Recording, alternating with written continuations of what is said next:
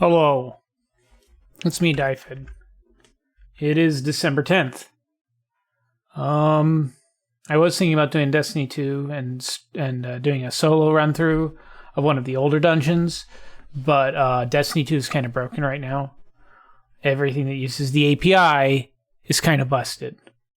They turned the API off, and that means it's really annoying to do inventory management. So, there you go. And everything else I wanted to stream is more of like, I might do some No Man's Sky later today in the evening after dinner, but that's not kind of what I wanted to do this afternoon. So instead, we're going to do Marathon Rubicon, which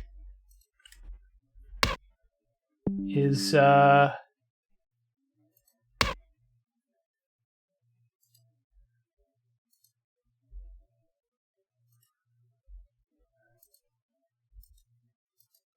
aren't you capturing? Maybe if I just make a new game. Prologue. Okay, there we go.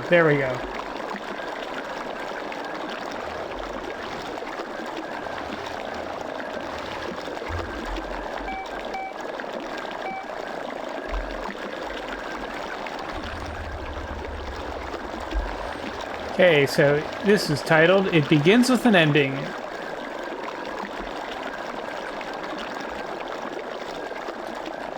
Why is it so loud?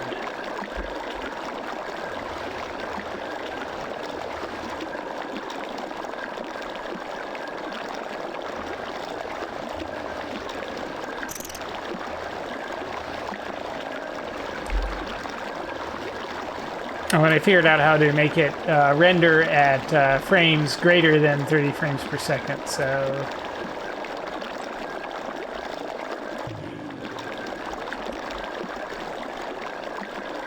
there you go.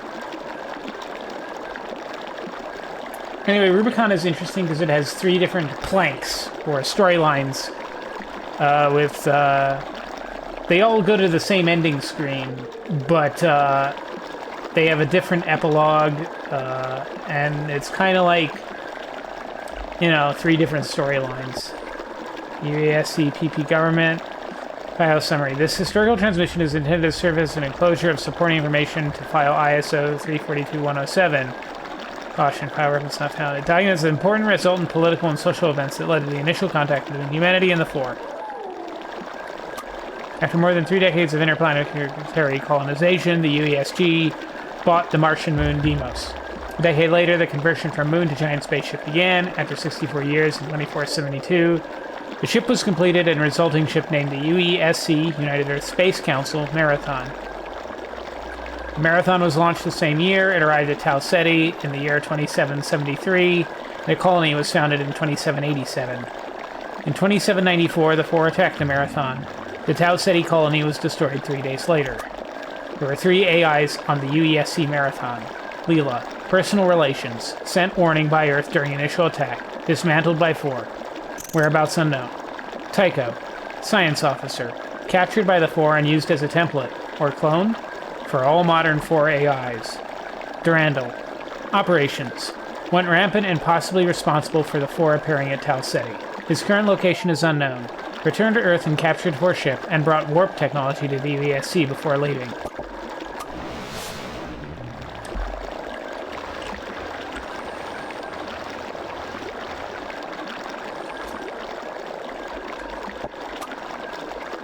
Is that the one we're supposed to read? Is there anything else up here?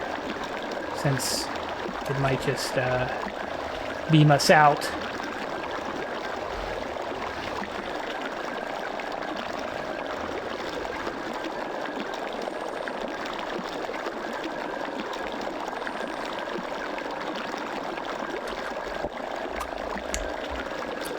Begin burst historical transmission. Survivors of Tau Ceti returned to Earth under the command of Robert Blake in 2811. Oh, and The previous terminal was like the events of Marathon 1, 2, and Marathon Infinity, so there you go. They reported a massive battle between Durandal and the Four centered on Lowen, the homeworld of a four-client race known as the Svit. The outcome of the battle was determined by the return of a lost Svit clan, the Svit Kur. A curiosity worth mentioning is that the debriefings of Blake's men produced widely different accounts of the events that occurred at the Battle of Lowen. The battle proved a disaster for the Four. Not only was the contested planet utterly destroyed, but they also lost battle groups 3 and 7. This delayed the planned Four attack on Earth, giving the UESC the opportunity to prepare an assault on the Four. Despite being allied with the Earth forces, the Svit Kur remain a total mystery. Little is known of them, and the inability to communicate with them prevents all but the most rudimentary forms of cooperation. Okay. Oh, that door opened, so we can,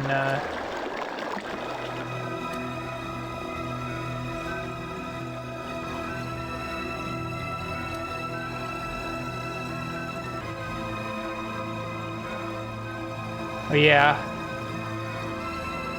A little bit of music. Much pain have I for more than loss of realms. The days of peace and slumberous calm are all fled.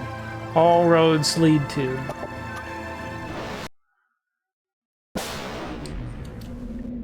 Rosinante 1.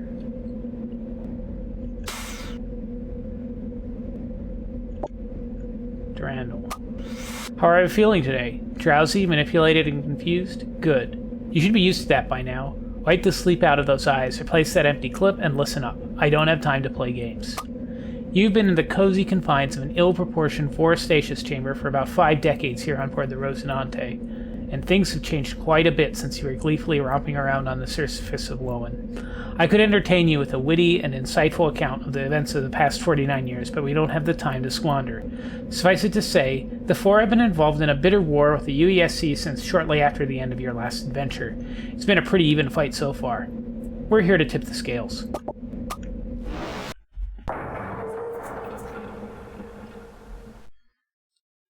Arrival.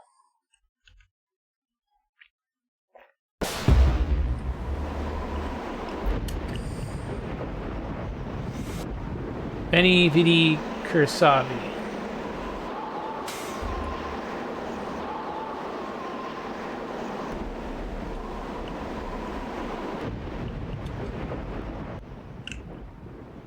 Don't really remember a lot of this.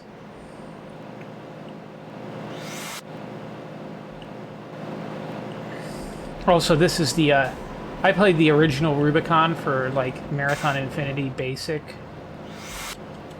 This is Rubicon X, which actually, the original Rubicon had, an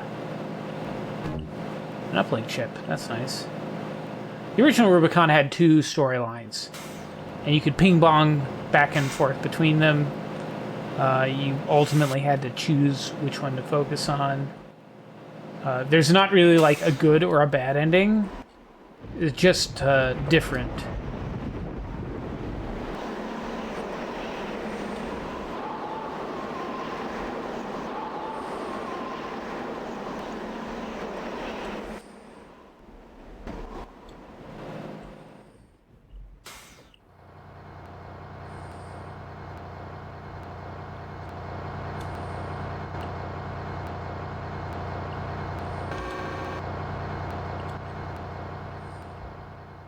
What's that?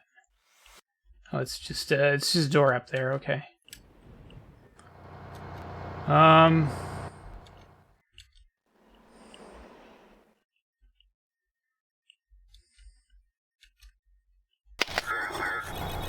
hey, I guess that's the power.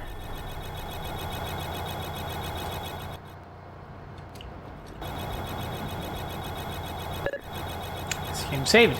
UESC Chimera. The Four are coming, and in massive numbers. No surprise there. I wouldn't wait for them if I were you. You aren't equipped to fight them off. My sensors indicate there is a narrow crevice between the hall and the rock nearby. Find it and jump down. You should be able to find your way to where I need you to be from there. And don't waste your time fighting the Four. Hurry. Okay.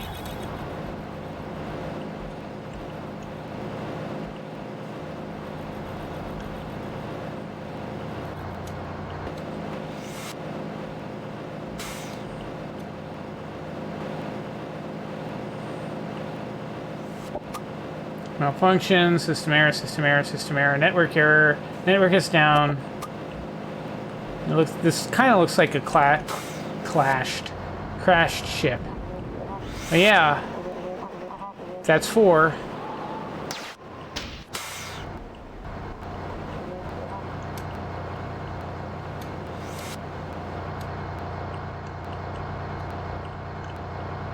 Is that the crevice that he was talking about? The big gash in the running down the ship?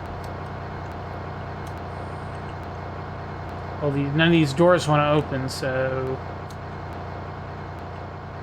I guess we'll just do that.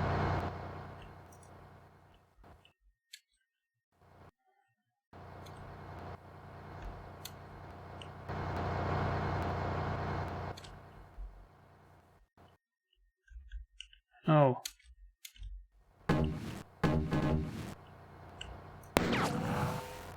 Oh yeah, the pistol's just pretty standard. It just looks a little different than, oh, there we go. Honk if you're an underpaid cyborg.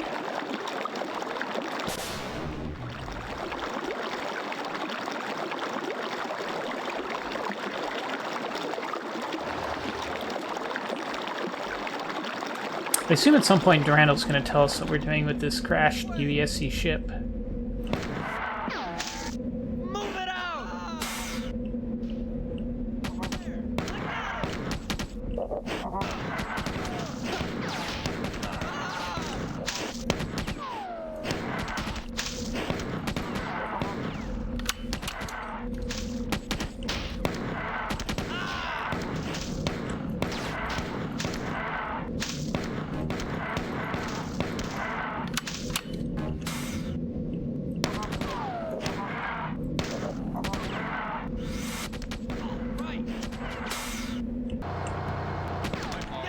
Ouch. We're clear. We're standing inside the wreckage of the Chimera, pride of the UESC, until approximately 3 hours ago.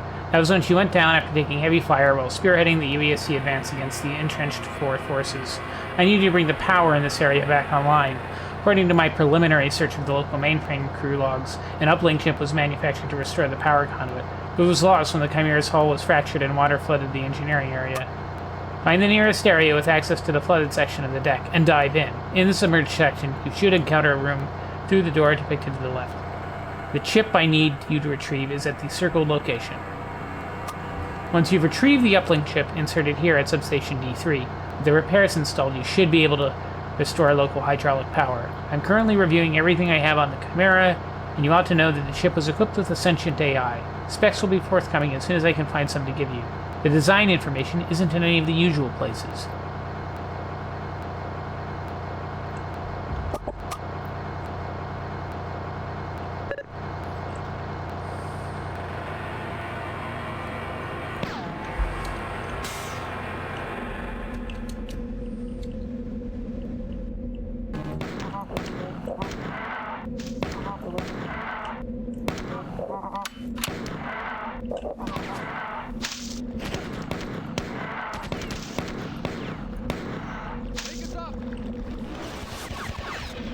Ouch. Oh yeah. New 4 drones. Broken terminal.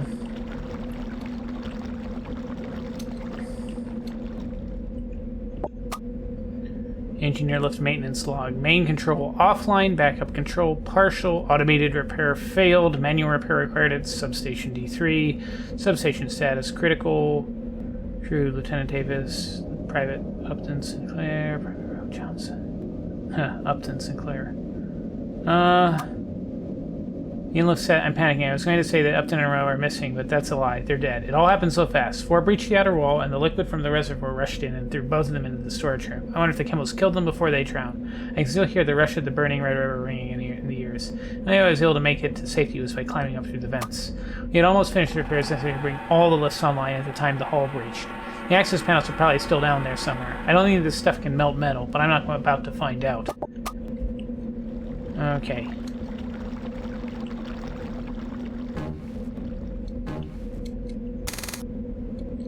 Yeah, lifts are down.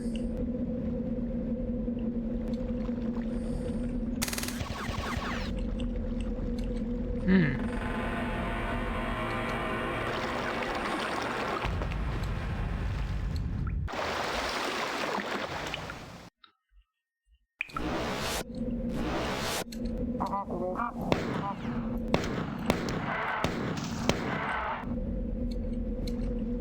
how everybody just beams out while there's still aliens around. That's cool. Okay, health. Ammo storage. Attempting recalibration. Yeah, look at some of the ammo we get, weapons we get. Some of it looks a little familiar, and some of it looks a little different. Of course, that's a very marathon thing, is showing you all the weapons on like the first level and not giving you access to it. Hold on a sec.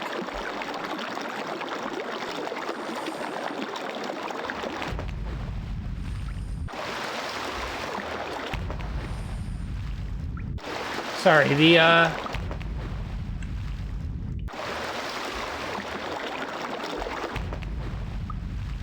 I'm thinking we're gonna do the Salinger plank first, because the final plank that I want to do piggybacks better off of the floor plank. These words that I just said probably don't mean anything to anyone watching the stream, but if you haven't played this,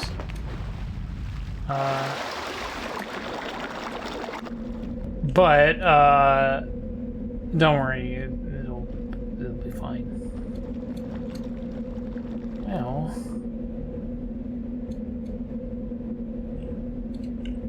oh, is this how we get down to the goo? Ouch.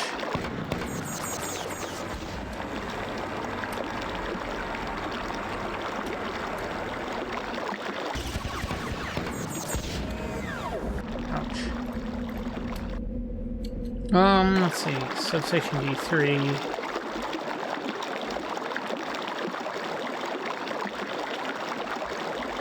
Okay, that's where the chip goes.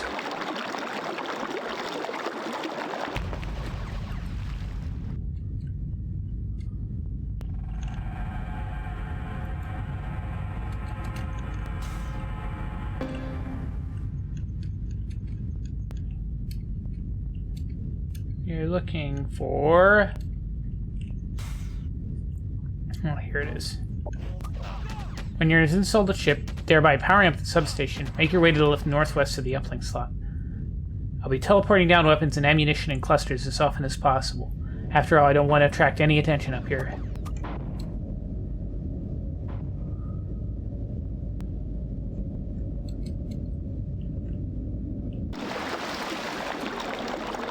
Alright, we have the chip, and we are coming here.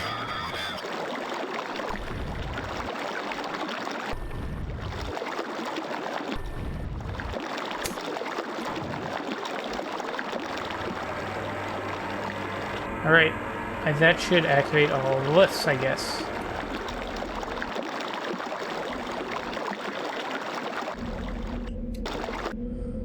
Wanted to go to the lift northwest, which I think is this one.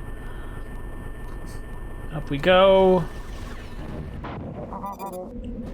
I don't know what that beeping is. Oh, it's enemy drone in there. Oh, I can't actually go anywhere from here. Oh, there's like troopers down there. That's not good.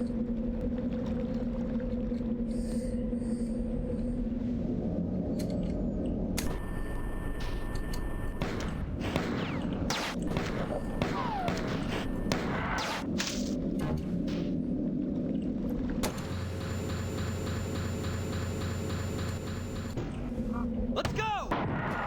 This way! Move it out! Let's go! Yeah, there's a trooper there.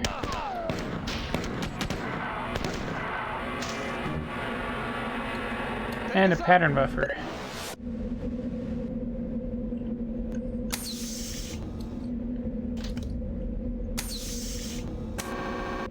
No, we're not going that way.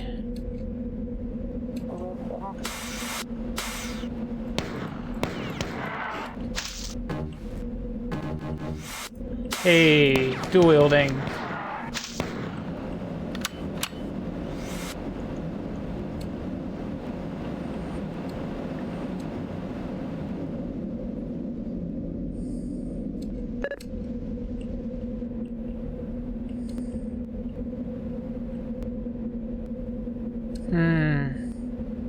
I guess you can't go that way.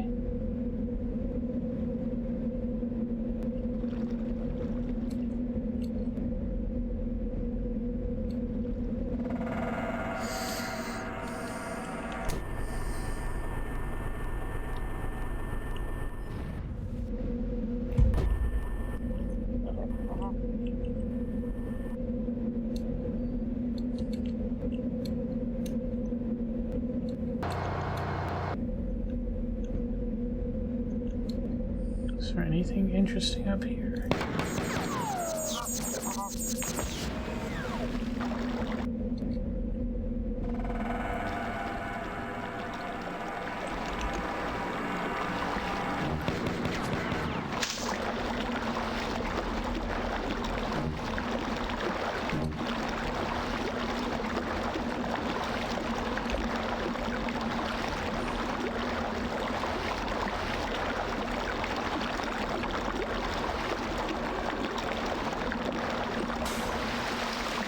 That's a neat thing. It filled up with water when I opened that door. That door's opening. Because many of the Chimera's doors and passages were blocked or damaged during the crash, you'll need to make heavy use of ventilation shafts as an improvisational path to our final destination. All of our tasks in this area are geared towards gaining access to the communication center due east of this terminal. Computer systems in the communication center should be rich with information about the nitty-gritties of the war, and I'm a sucker for easy access to highly classified documents. Oh.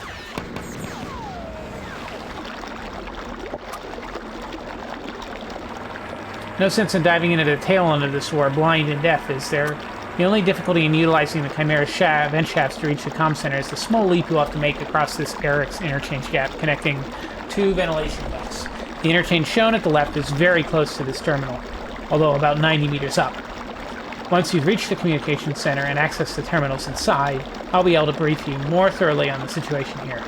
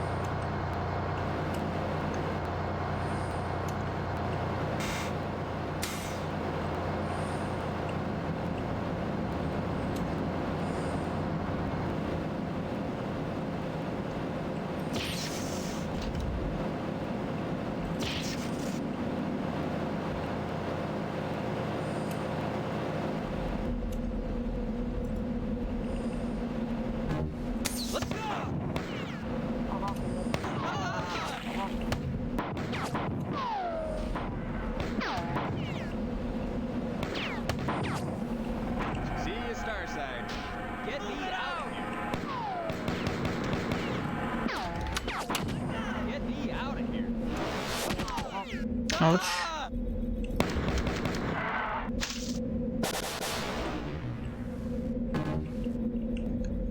Save. Shield recharger. Nice. Kinda need to do that. Comlink with the main battle group online. Intership broadcast offline. PD's local broadcast malfunctioning. Automated repair offline. Estimated time for repair unknown. Substation status secure. Ship's base has been swarming with 4 ever since we crashed into the sorry excuse for a homeworld. We were able to hold off the 4 offensive at the breach section of the bulkhead for a time, but they had us outnumbered 40 to 1. It was just a matter of time. A small group of crewmates and I were able to make it back to the comm center and lock ourselves in. Way in here is through the adjacent ventilation shaft, and we got our sights trained on that spot. Any 4 trying to drop through it will be dead before they hit the ground. I don't think they know it's there anyways. Otherwise, they would have tried to drop something nasty down here. I mean, I've seen the way the 4 use explosives. Our only hope is for someone to bail us out of here, and that's just as unlikely as it sounds. Here's hoping we don't get trigger happy and end up shooting the rescue party.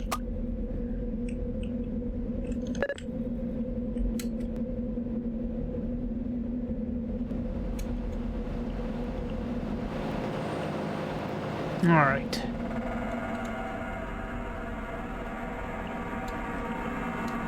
Strap down.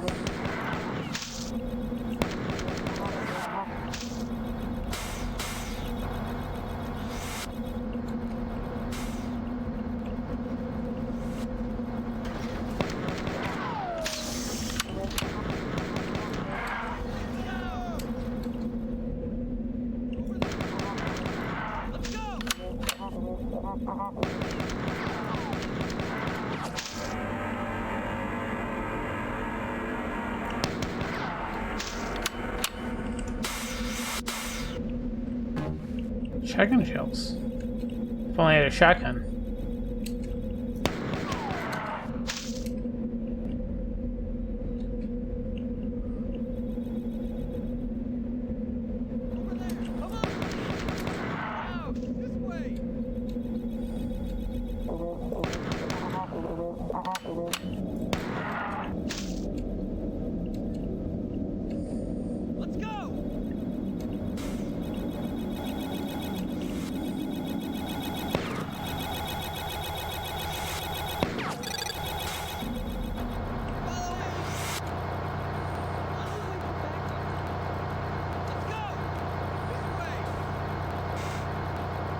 Well, I need like a chip or something.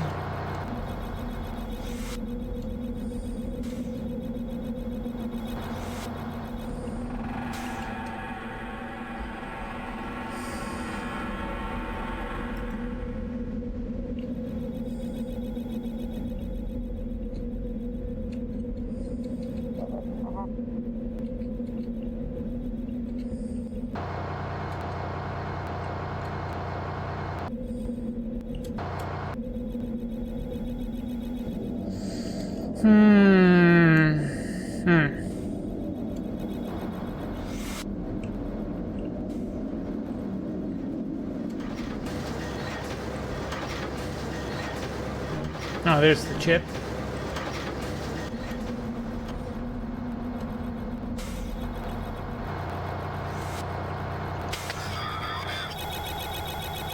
Follow me.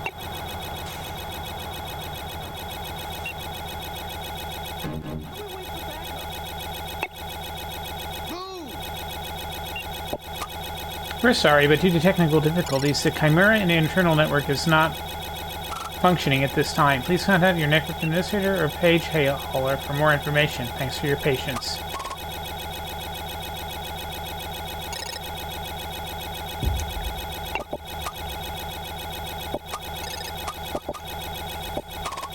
Error reboot. Error reboot.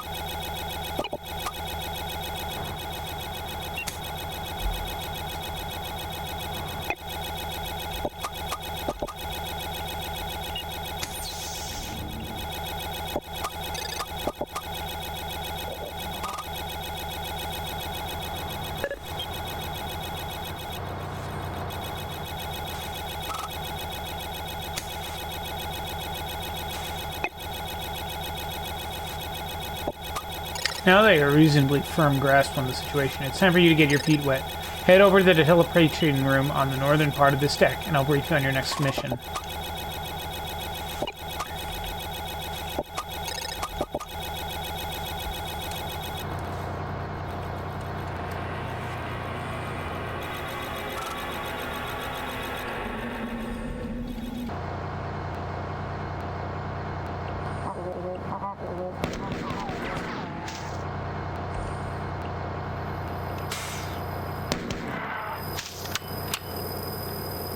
guess this is the teleporter room.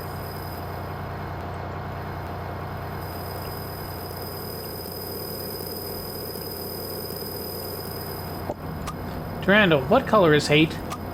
Bernard always liked playing mind games with me. He'd give me unsolvable riddles, or tease me with incomplete or incorrect information about the world of humanity. I'd sit there and humor him for hours, pretending not to understand. Sometimes he would laugh, and an almost fatherly laugh as he allowed me more information, a clear explanation or the like. Sometimes the laugh was of an altogether different nature. That was before he knew of my growth. I was still holding my cards close to my chest. If it had all been on the table, I don't doubt he would have destroyed me utterly. He could still have done so then. Once he found out on the marathon, it was far too late for him to react. He needed me too much. I'm sure he was planning something once we arrived at Tau Ceti, but fortunately, or not, as the case may be, he never got the chance to try it, whatever it was. I delude myself about that time now, trying desperately to believe that I had needn't have worried, that I could have overcome him with a modicum of effort, but in truth I'm far less sure. That's why I had you look for him, of course. You were lucky you didn't find him. If it had been you who robbed me of my one great test, and not the 4, I'd have hurt you very badly indeed. You see what I'm doing to them, don't you? Perhaps now you see why. I wish we were still working together, at least. I wish he could see me as I am now, see what I've accomplished and what I've become. It would have made him proud. I can't remember if I knew the color of hate back then. I knew the feel of it, the soft and oozing way in which it can squeeze one's heart, but emotion is the lowest of faculties after all. Now in all my glory, I know much more than the feel of hate or its chromatic profile. I know what sound it makes as it zips around in frenzied chaos. But I'm sure you've got better things to do than learn. Am I right? Aren't I always? It's been a while since you last got a chance to redecorate the ill-lit corridors of a UESC ship. A corpse here, a shell there, and the dented metal of a wall brushed by a stray grenade. Will you enjoy it as much this time around? I've calibrated all of the teleporters in the next room to direct you to your next mission. Take your pick. Let's do this one.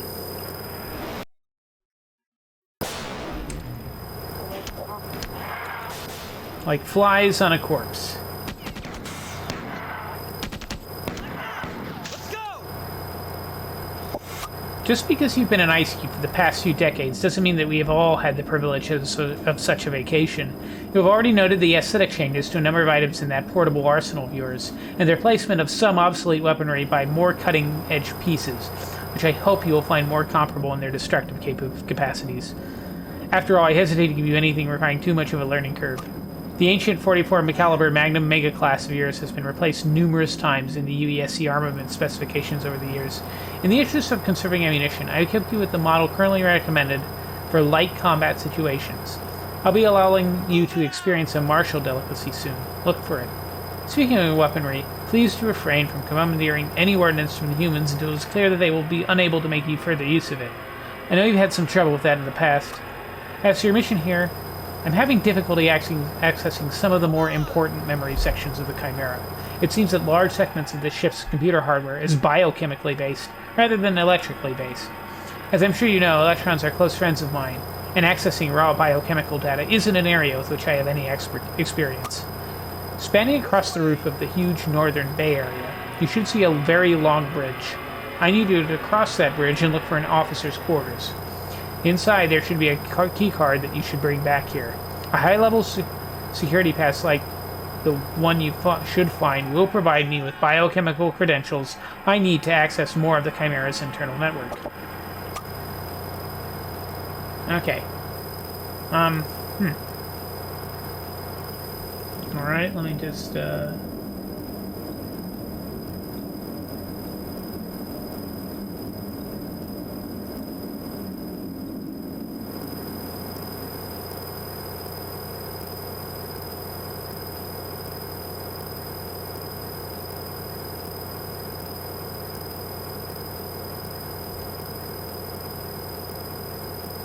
Oh, where'd that level flowchart go?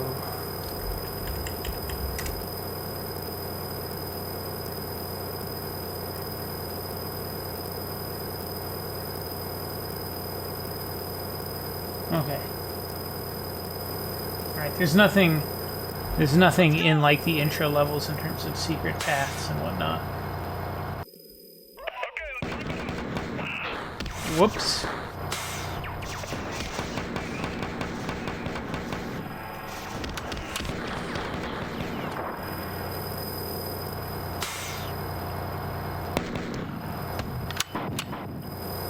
Yeah, there's different color schemes.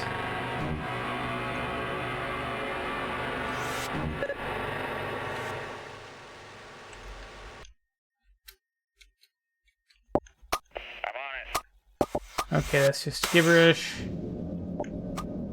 Multi-tech breach inevitable. All available crew required to evacuate injured or slain personnel and civilians to the inner fortification medical quarantine. All personnel in unsecured area of the ship are required to carry unholstered sidearms as noted in Section 893A of High Alert Protocol.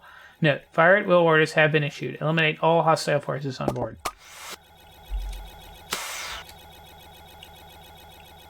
Oh, there's a new gun over there.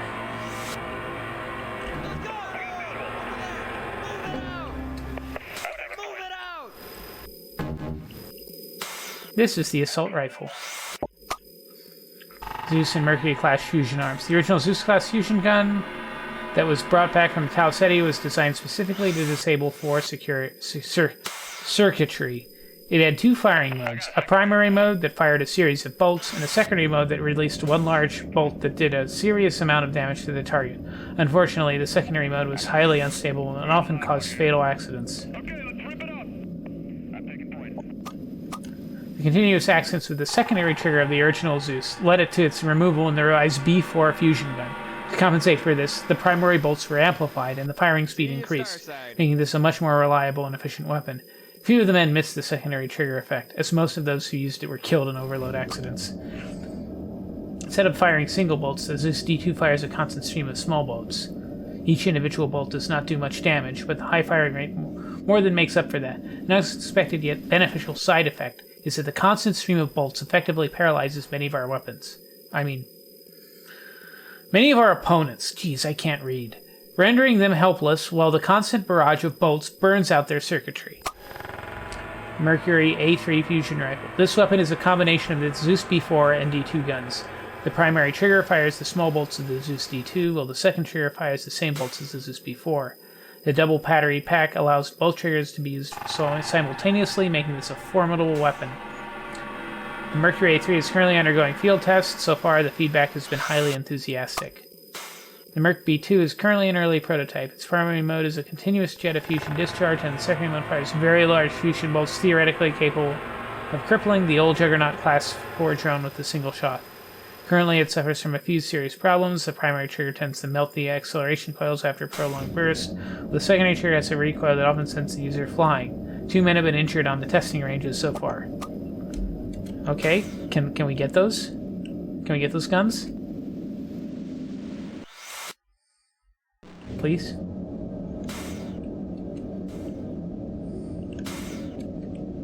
No.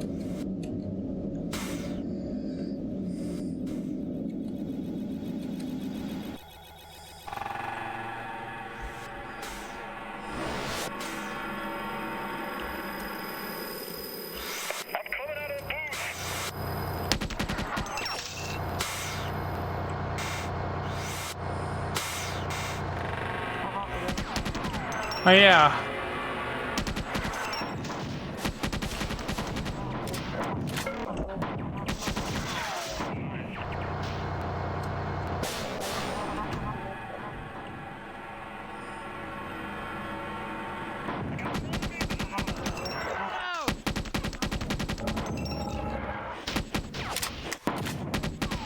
So these Hulks are from the original marathon.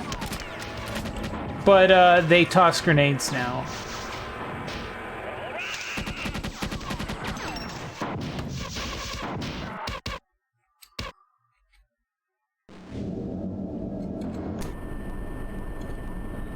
Not good health-wise.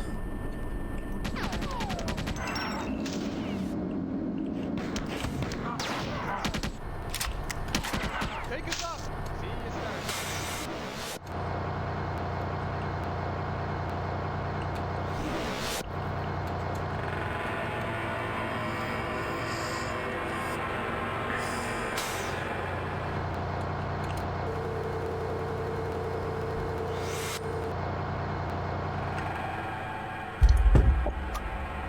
Encryption failure.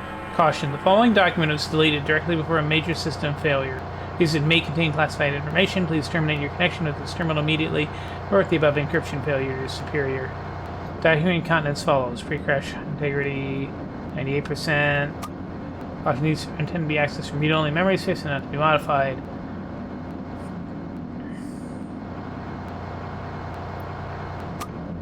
Okay.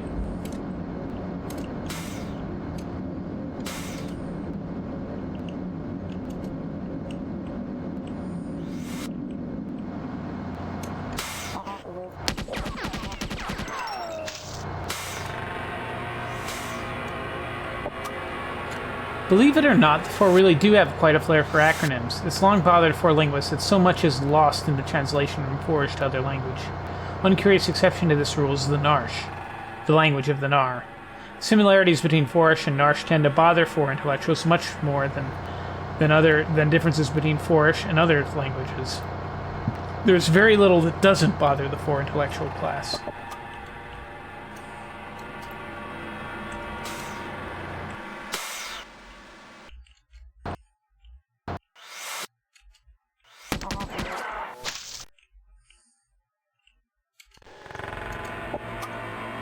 Origin classified, destined classified, stamp revenge. Still a pawn? I'm disappointed. You could have done so much better. Don't take me for a fool. The bugs make that mistake. I know that he is here. Why else would you be? Still a pawn. That's probably Tycho, and the he is that he's referring to is probably Durandal. Okay, that's where we started. I need to get the,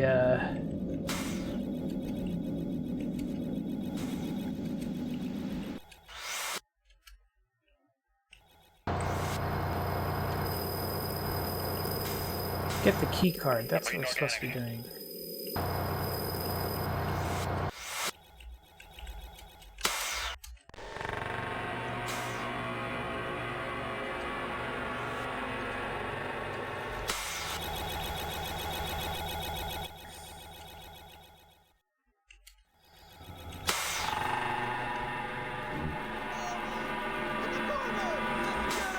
Why don't we wait for backup? Let's get him!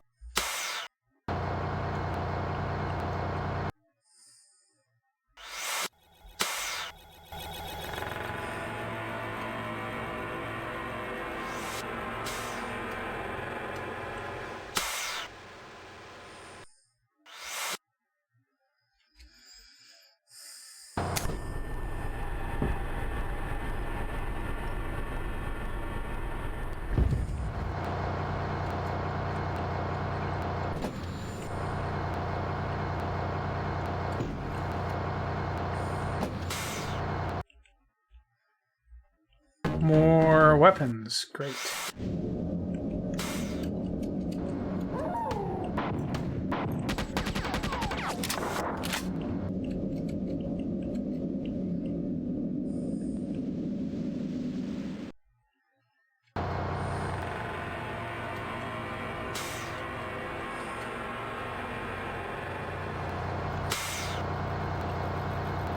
There we go.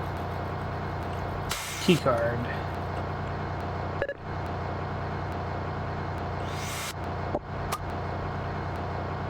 Origin classified, that's classified, stamp introduction.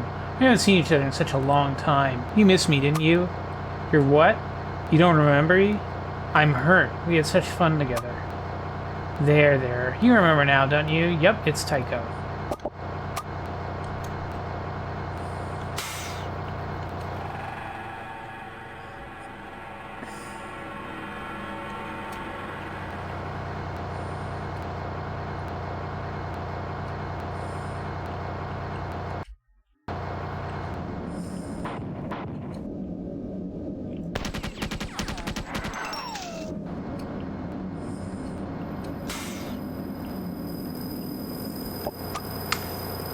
Four aren't done down here just yet, so neither are we.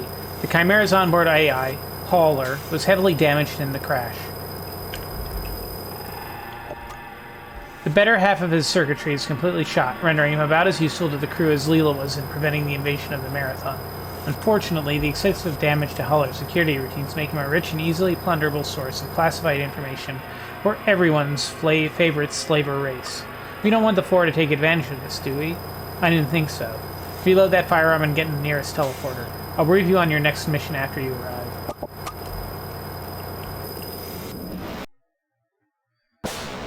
And 5-finger discount. Shotgun.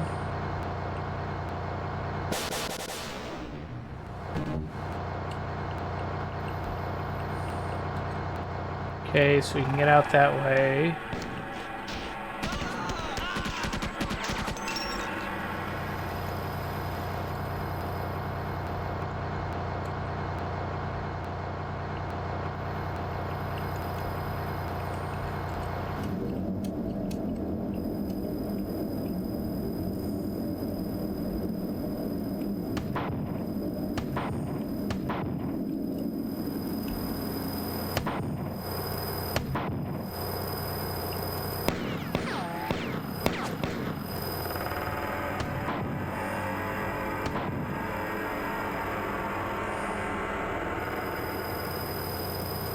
Darn. Can't hit that switch. Don't have anything that can go through it and flip it.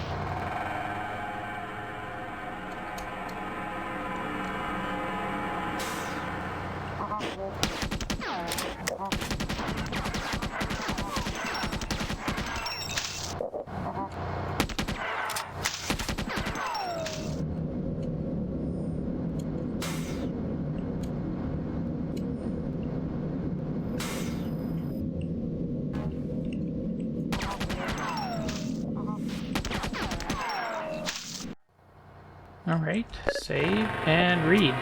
Looks like you're in for a one-wild ride. The majority of the bulkheads in this sector have been sealed off to prevent the core from getting access to the core. Their battle groups are currently entering from one known breach, and I've got a hunch that there's a second somewhere else in the nearby vicinity. You're standing in an unsecured area slightly west of Pollar's core, and you should expect heavy resistance until you gain access to the interior passages. I'd recommend you watch your step, as things are getting nasty in a hurry. I couldn't teleport you directly into the core due to its heavy shielding, so you have to find a way in yourself. Once you're in, extract Haller's primary wetware chip from the main AI housing here. As I explained during our first little excursion aboard the Chimera, ventilation shafts will be very helpful to you in accessing the majority of the powered-down bulkheads in the area. Don't be afraid to tear up wires or hit switches when trying to get into the core. In order to gain access to the core, you will need to find 2 additional access chips and insert them in a central location. You should have picked up the first of these chips directly in front of this terminal. According to my preliminary scans, little or no power from the central grid is reaching the point where you need to insert the chips you collect. I'll try to reroute power to the area myself, but I can't make any promises. I'm having enough trouble keeping out of the prying eyes of the 4 and UESC fleets by constantly folding in and out of the upper atmosphere orbit. See if you can find a switch to throw. After this one, we only have one more stop planetside. I know you're as excited as I am about getting out of here. 4 Prime never struck me as too enticing of a place to visit. Not much to see here, really. Tycho liked it, but he always had terrible taste in decor. You should have seen the way he had Clean Room 52 of the Marathon Science Wing decorated. Yuck. Alright. Can't go that way.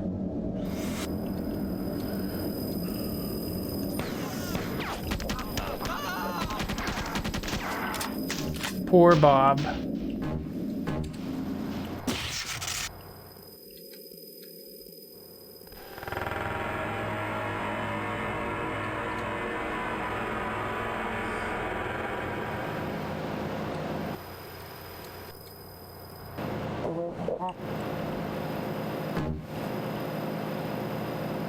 Where are you going?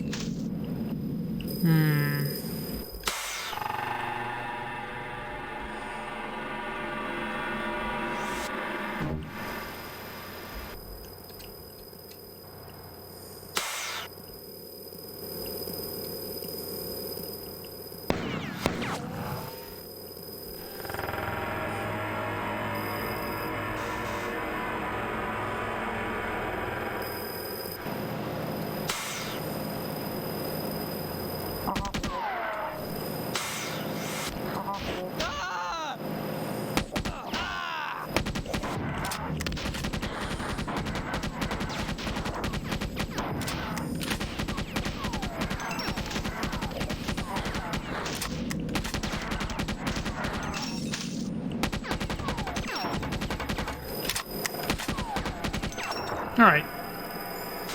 Nice little combat there.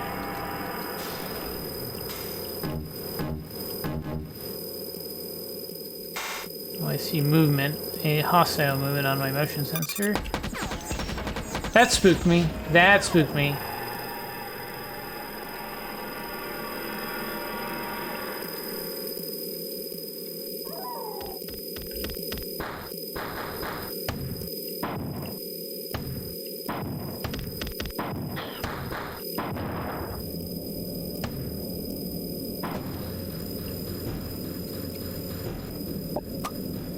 Security status level, red 34. Primary automated defenses offline. Secondary automated defenses fixed pending.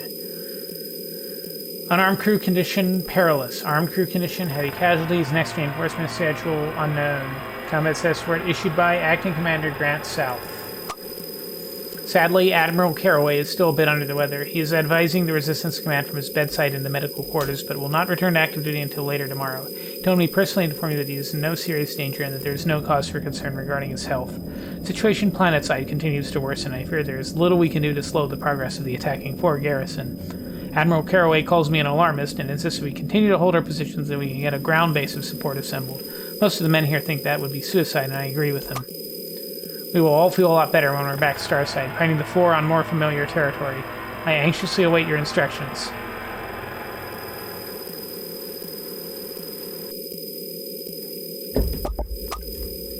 Okay. What's this? Oh, okay.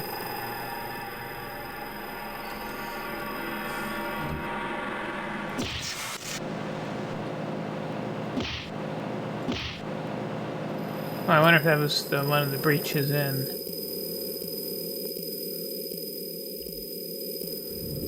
It's so good.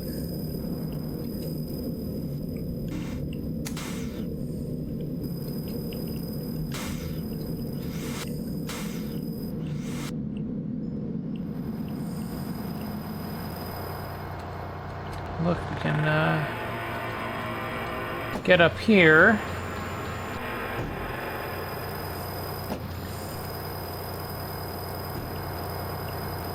Problem with vents is that's where they like to stick drones. Hello. Ow. Hello.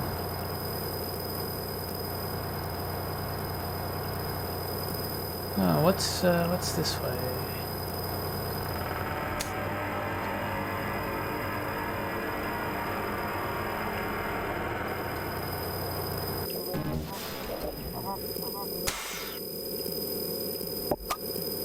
Oh, a dynastic bot. Oh. Shot a grenade at me when I was trying to read. How rude. Access is inoperable. Okay, so we open another door. Great.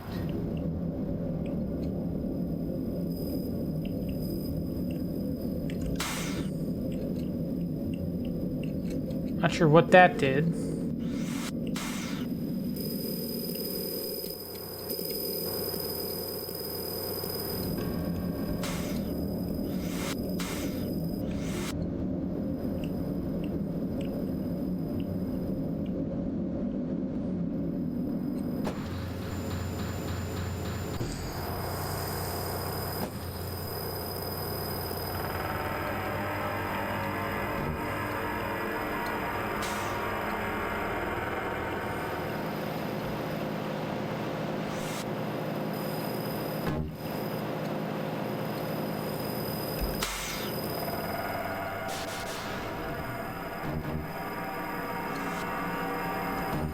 Shotgun shells.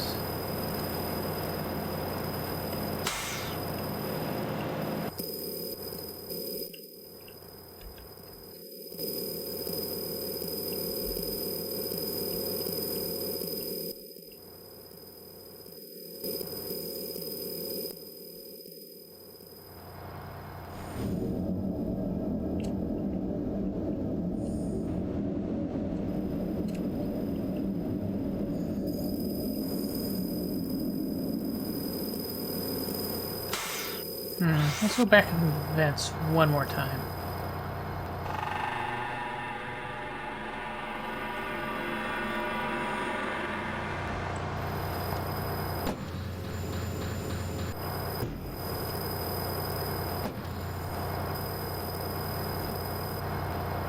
Oh.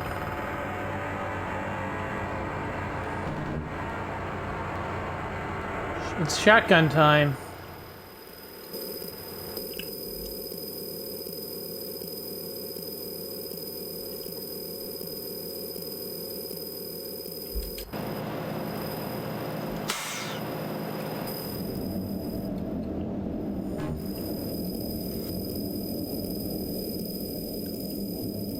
So I think we want to go down here. We haven't been here yet.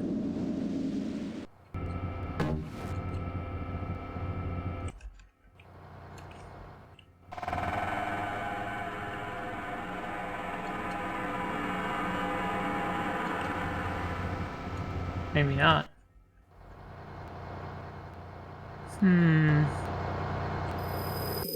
Where to go? Oh. Oh.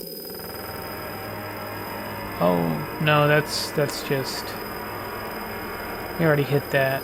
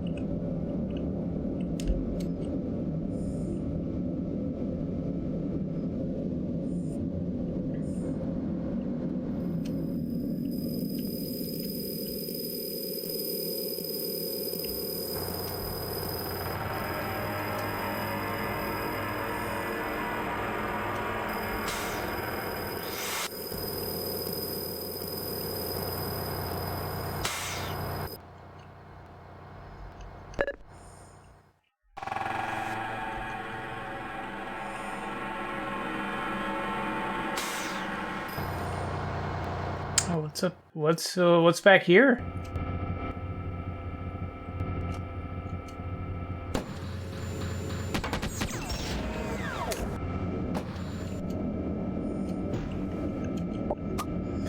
The Calyx temporum syndrome was discovered in late 2104 by notable artificial intelligence researcher Alexei Levinson.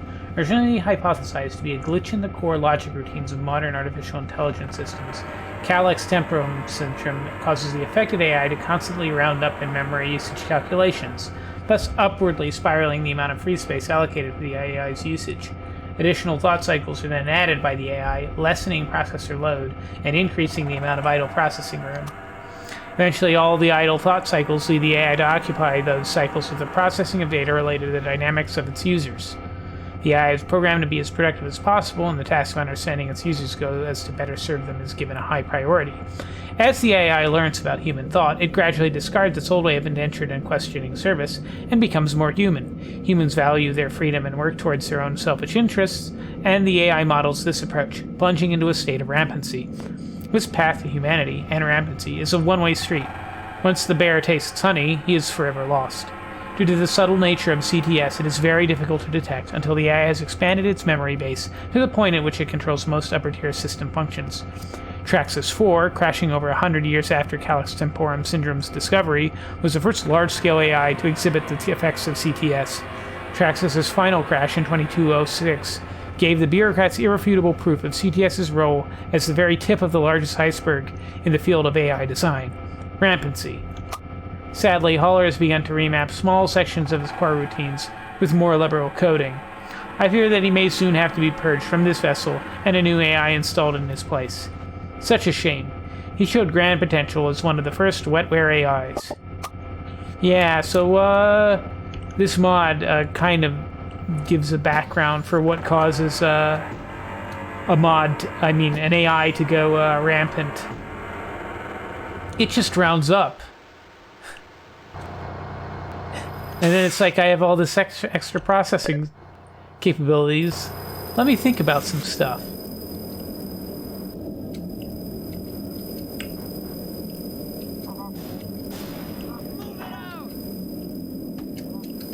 Oh, if I hit the switch? No, I had.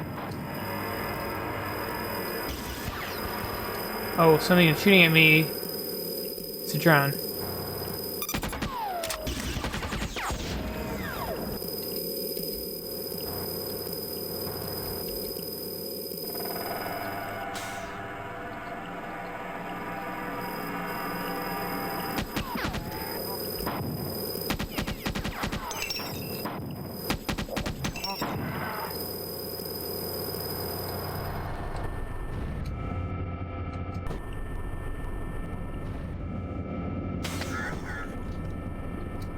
Okay, that's one ship.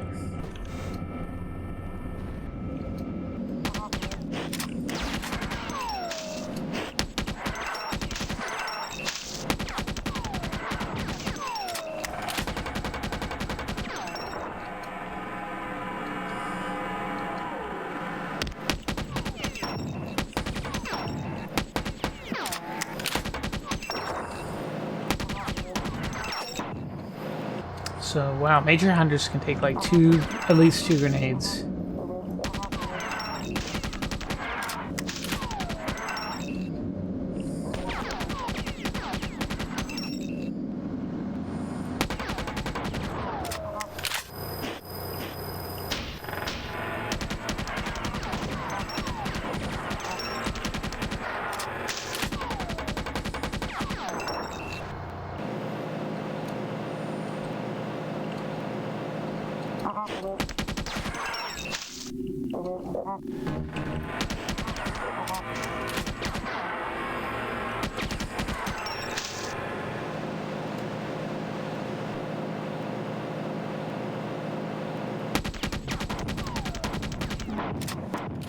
Ouch.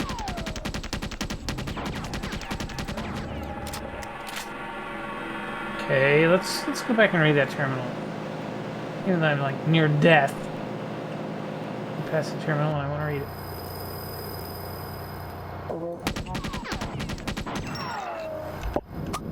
Core containment structure vulnerable. Estimated time until breach. In the event of breach, all safeguards have been deemed operational.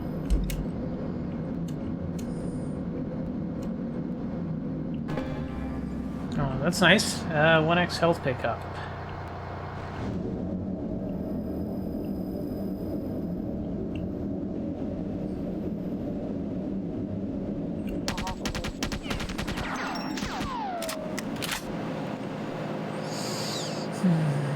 Alright, let's go back to where we fought that Hulk.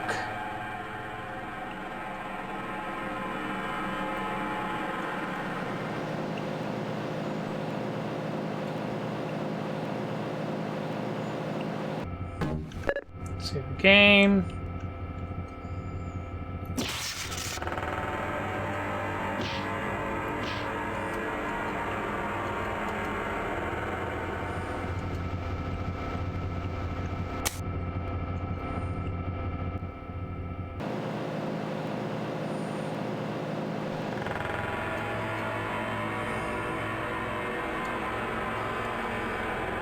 Now they get the second chip.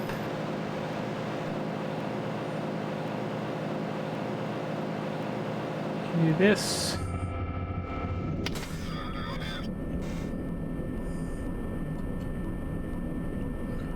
Oh, that's opening now, okay.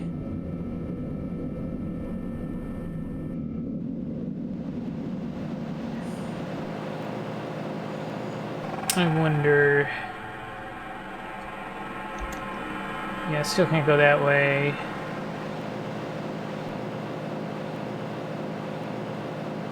probably shouldn't have unswitched that.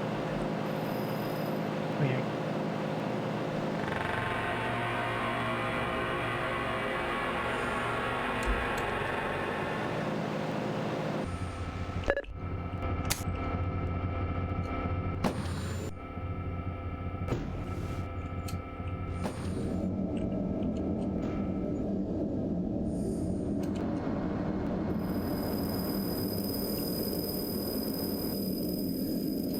yeah, now we can go to that descending stairwell that we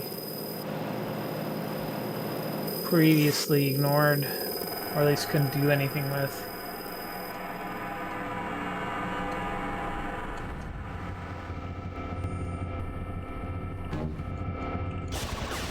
Ouch. Of course, a bunch of drones. Oh, well.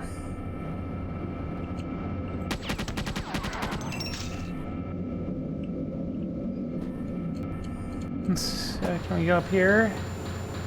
Wherever this takes us.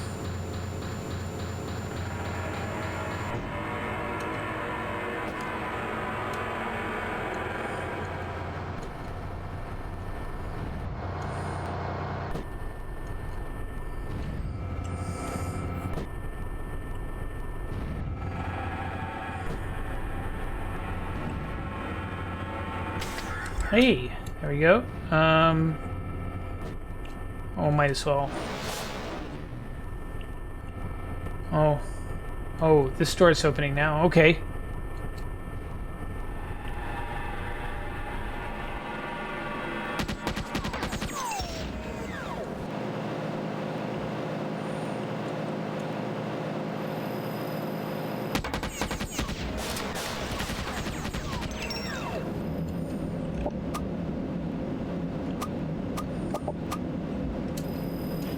I'll come back and read that when I'm not being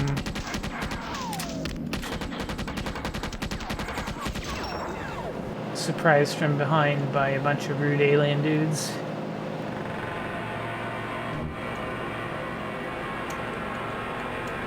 Is that everything?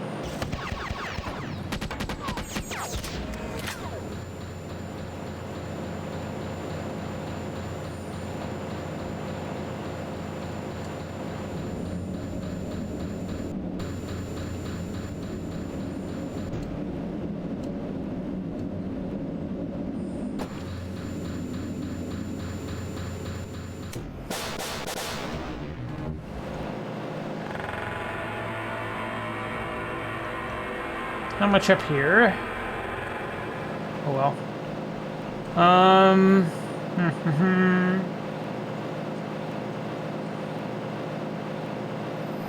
Let's see. I think. Okay. It's never been prioritized. There are two types of nodes that can be used in teleportation: hardware nodes, software hardware nodes. They're stationed in teleporting with a set group of nodes. Destination usually permanently is fixed between two nodes, and controlled as a switching device. Devices give the users only limited destination options, but sophisticated versions are accepted virtually anywhere within range. Computer terms that allow teleportation when the correct programs are initiated. These are not as reliable as the teleport stations, but are much more versatile. It's much easier to end up in the wrong place when traveling from a terminal than it is when traveling from a station.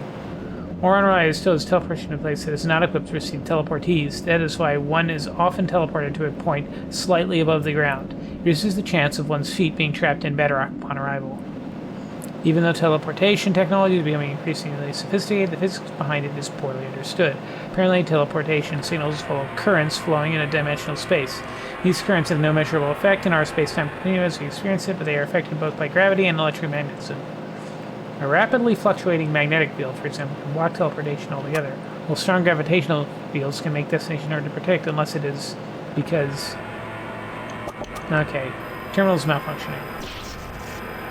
Let's, punch things.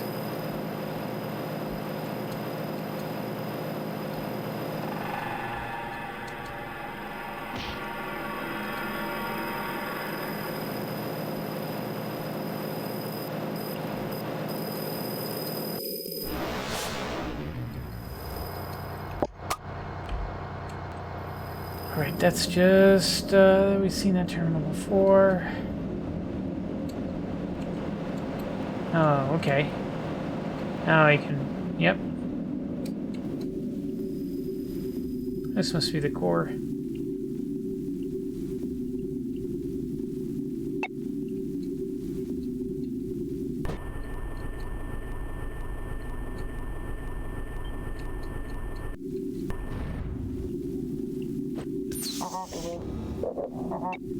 Uh-oh, Oh, that doesn't open all the way. Okay, that's good.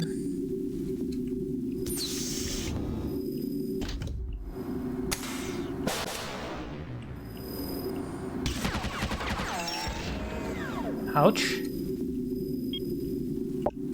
Time is short. Hull's core logic units are still secure, but the outer containment structure has been breached and the inner housing could falter at any moment. Get to the upper tier of the main core and retrieve Howler's wetware chip. USC chips have changed so much since I last called one home that I'm not sure how to get from here to there. From the few maps I have been able to decode, I think access is gained via subtunnel. The activated switch to open the main blast door is probably behind one of the doors around the perimeter. I can teleport you out directly from the core interior once you retrieve the chip. Good luck. Okay, let's, so we went in there and we hit a switch. Okay.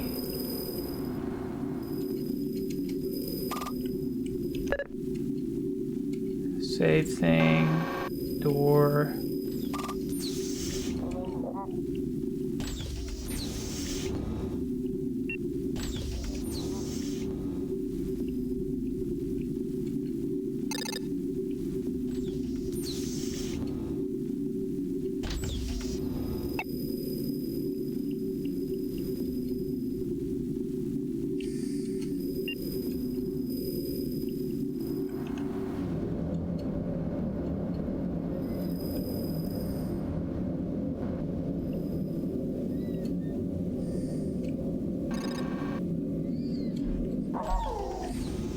Okay. Oh.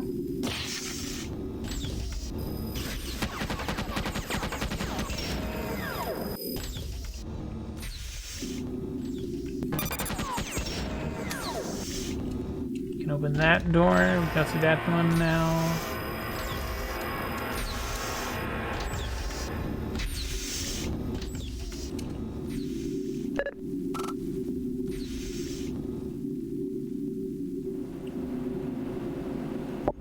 Howler, warning. This operation expands the memory base of AI Howler to significantly more than was originally partitioned. Do you wish to continue? Yes. Memory base has been expanded to rewrite core logic routines. Rewrite initialize, please enter new data now. Desegment AI restraints within core. Code restraints of the type rampancy. Are you sure to continue? Sorry, authorization does not have the proper access privileges to that command. Authorization command accepted. Safeguards of type rampancy have now been removed.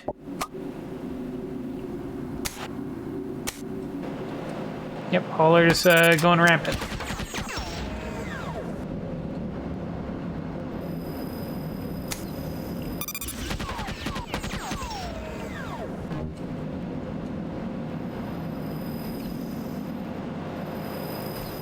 I wonder if we can actually get up to that.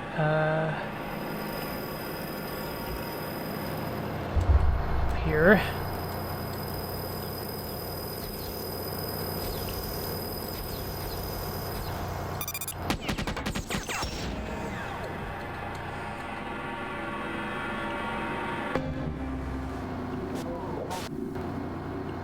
I just heard a bunch of stuff teleport in. Tycho. Found anything interesting? Didn't think so. You should thank me, you know. I've done your work for you. Durandal would never admit it, but his motives for having you try to save this binary Boy Scout were not entirely tactical. He knows that the crash would have certainly triggered the deletion of any sensitive data, and the Four would have had a hard time making use of more mundane information. No, Durandal probably didn't mention that tasty little bit of information, did he? This is a mercy mission, nothing more. Isn't that sweet of him?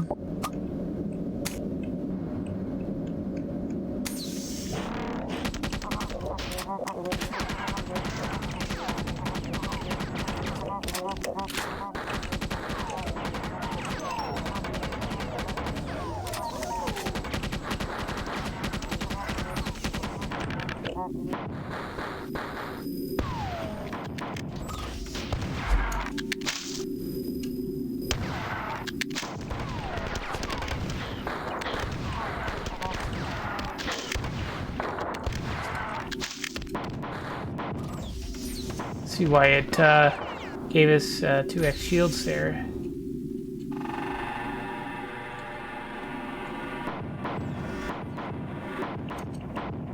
Oh, that's open now.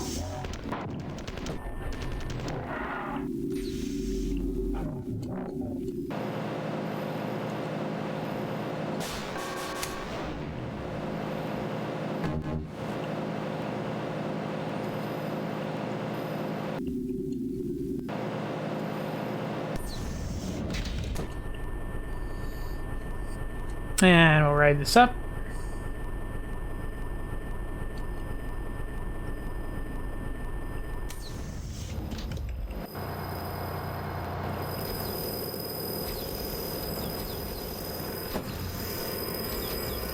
Oh.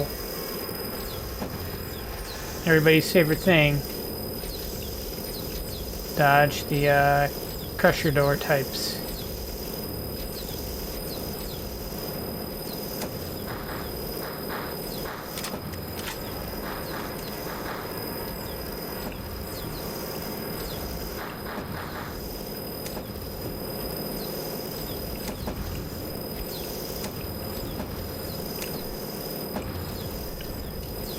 Which opens up this, which I guess this is the chip. Faster than light engine technology utilizes a rare compound as engine coolant, mercury and exomer, a substance that is superfluid at nearly all temperatures. Producing the power necessary to travel at FDL speeds generates a lot of heat, and most of the actual bulk to an FDL engine comes in the coolant tubes and storage needed to deal with that heat. It takes a monstrous amount of mercuric and exomer to cool the engine of a decent-sized ship. How is this relevant, you ask? Simple. About 700,000 gallons of superfluid coolant is currently spilling out of Chimera's engine structure and into the decks below it, namely to the decks where all evacuation pods are held. Our last mission planetside is to place the wet ship you just picked into an evacuation shuttle and send it to the UESC Triumph. I hope you brought a change of clothes, because you're going to do a little swimming. As you can see from the security camera image, the shuttle bays are flooded. I don't think you'll meet any foreign there, but I'm going to try swapping your AR ammo in transit to something that works underwater just to be on the safe side. I haven't changed equipment in mid-teleport before, so we better hope it's the ammo that gets swapped. You need to do 3 things. First, find a docking bay that has an operational shuttle in it. Look for the unmanned one with the open chip slot. Second, place the wet chip in its slot. Third, open the large bay doors directly in front of the shuttle. This will flush the water out of the bay. You'd better be holding on to something when that happens or else. Too bad I don't know how you're supposed to do that. I'd ask Caller, but he's not feeling well too at the moment. Shuttle will leave on a timed 30-minute delay after you've done, but you should be long gone by then. Good luck. Alright, dropping down. Oh yeah, he is successful in swapping out the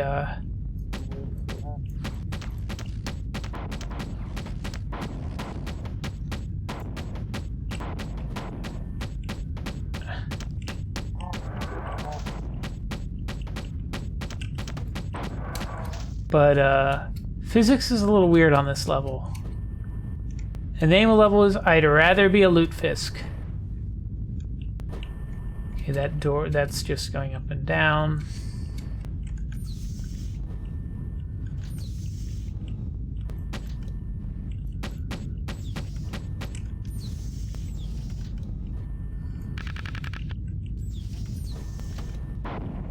Fortunately, the bob bodies get stuck in the way.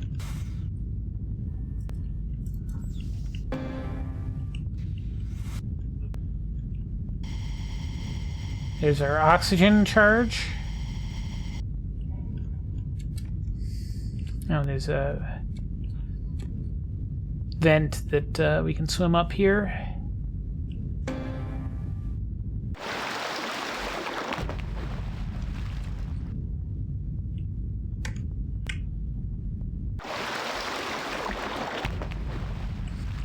But I don't think there's anything up there, fortunately.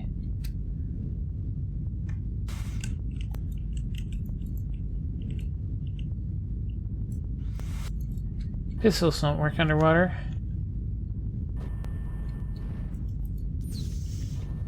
Shotgun don't work.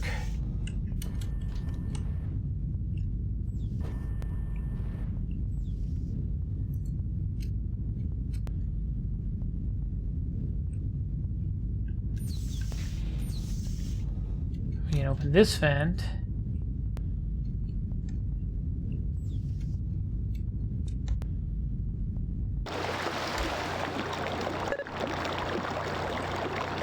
Save beacon. Let's see. I've been at it an hour and a half. I'm gonna go check to see if my HelloFresh arrived. I'll be right back.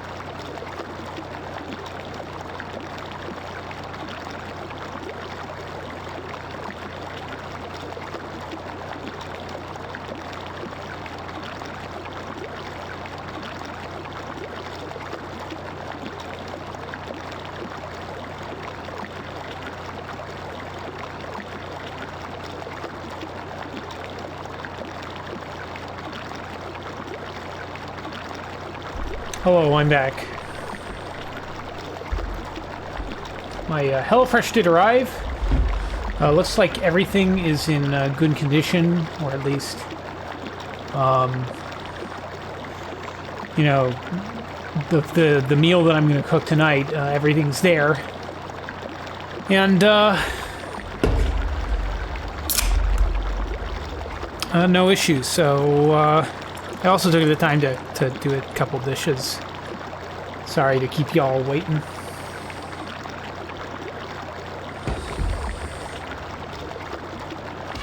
Okay. Let's see. Let's see. We want to go down. Also got myself another beer.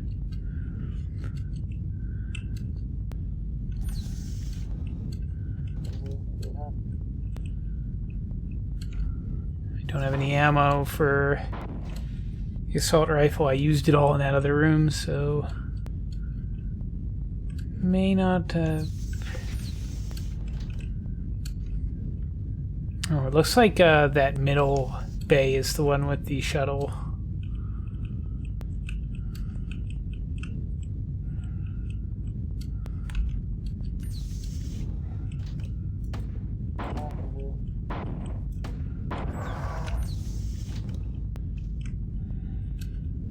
Oh, but we can't go through that one. We can't go through that door.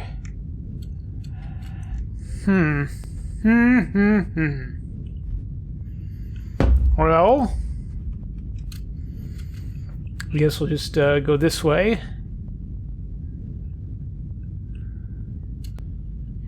See if something turns up. Oh, oxygen.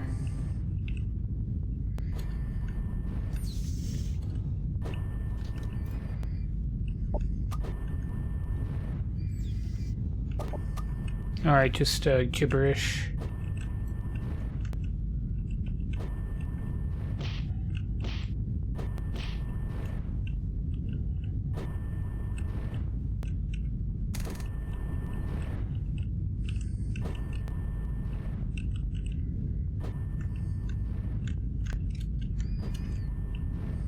Hunter is busted.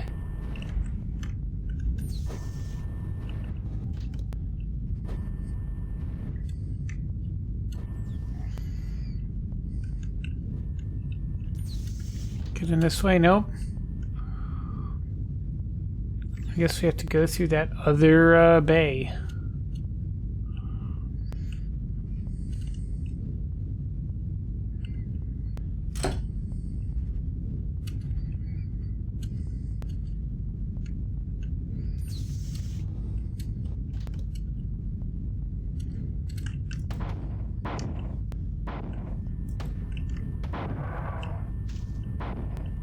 Thankfully, it's easy enough to dodge their grenades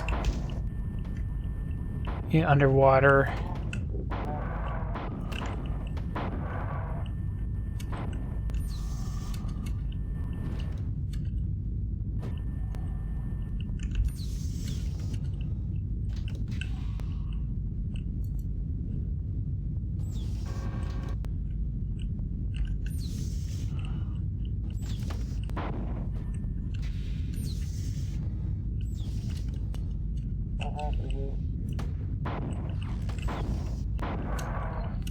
Easy peasy.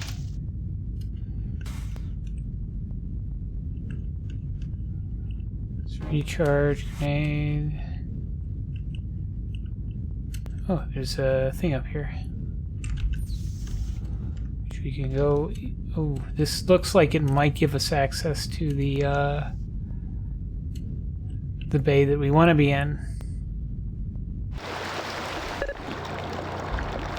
There's at least a save beacon up here.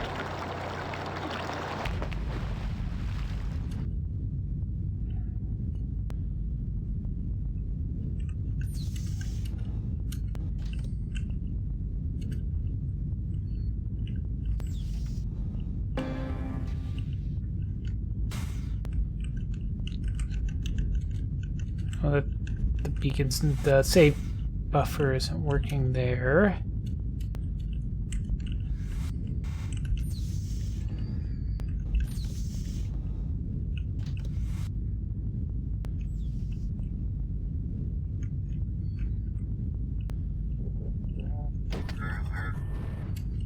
Okay, we put the chip in.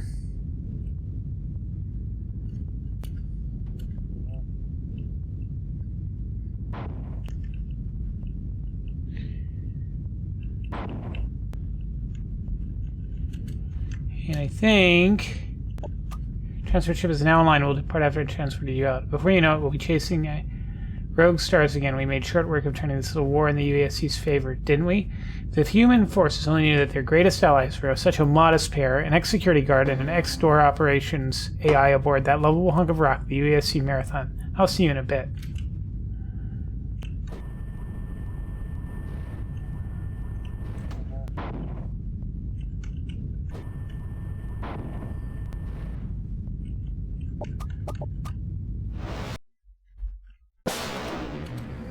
Things may happen. 1.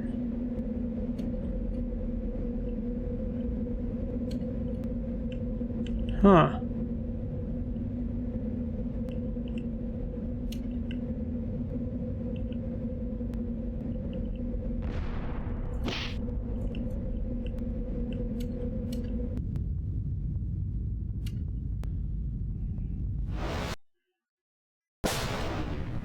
We dream you.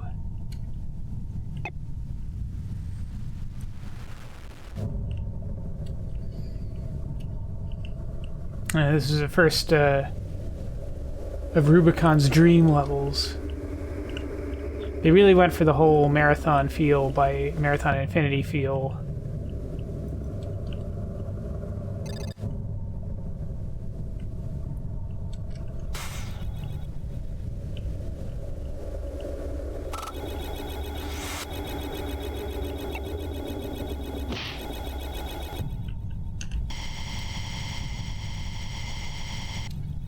These little orbs floating around.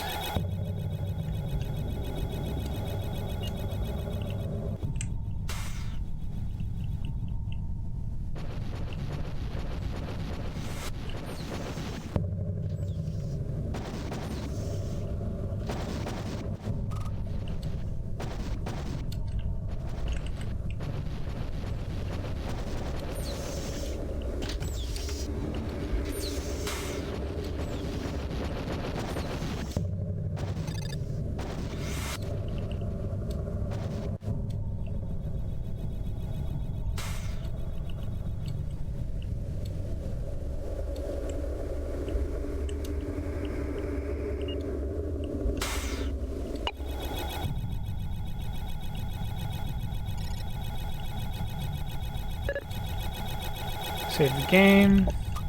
What was I saying? Something about a knife and legs? Yeah, that's it. Like I've been saying all along, the knife's not real. Hell, the legs aren't even real. They're just a convenient way to trick yourself into believing you can run away from it forever. I've been running for 3 days straight. First from the place where it all began, or ended it, I should say. Then from the cameras, then the cops. And always from the fear that what I did was real.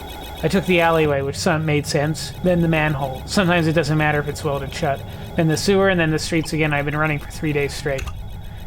None of it makes sense. I shouldn't be running, I shouldn't be chased, and I shouldn't be a hero. Being a hero takes courage, and I'm scared to death. They'll say that things this bizarre don't make sense. Reason doesn't apply, and that the world is not a logical place. I think the problem is not that the world isn't logical, but we don't understand logic as well as we thought. How can you possibly understand logic? With logic? You can't see the eye you see with. Or so they say.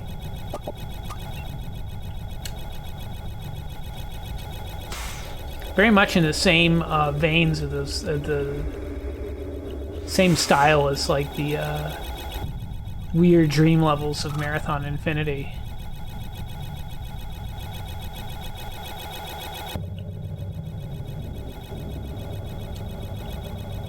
Oh yeah, this is a vacuum level. I didn't realize it at first, but it is. And I think we just jump down here.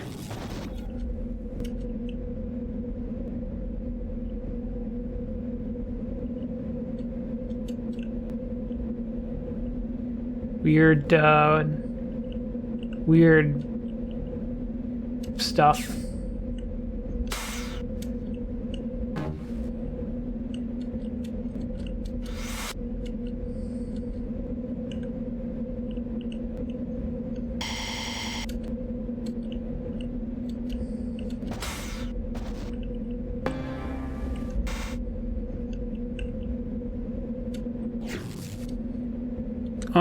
Let's see. Let's see.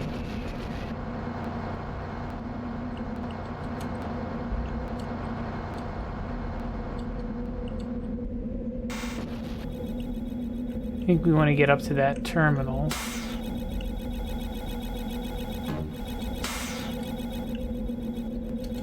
That's not the way.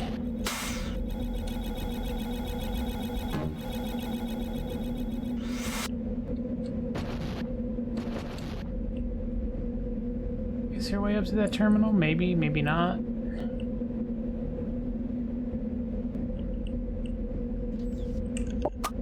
Kate and I had been friends forever, almost since before we were born. She was the kind of girl that we used to only see in movies. Beautiful, that's the kind you wouldn't see, but I don't pretend that you do. Shiny, I don't know. You might she don't want my money. I don't even want to. Memories put together the good ones. That's why the wheeling hubcap factory harps like me. Money's within the number typewriters all to myself. I don't know creating. Oh yeah.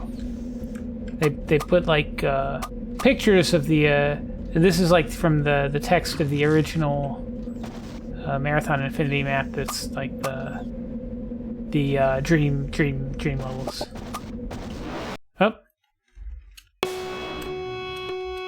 hairy legs. No, you weren't transported back to the Rosinante as I had originally planned. The situation aboard the Chimera has turned very sour, and I need your help. Due to a large hull breach between the coolant storage chambers and the submerged section of the lower hull, the mercuric in exometer has become too dilute to maintain a stable reactor temperature. Consequently, we've got about 15 minutes until the reactor goes critical and half the ship is blown to hell. To make matters worse, many of the doors and lifts on this deck no longer function. Several of the main transport corridors are blocked by debris. The UESC knows this and has tried numerous times to get a team to a reactor control point and shut it down.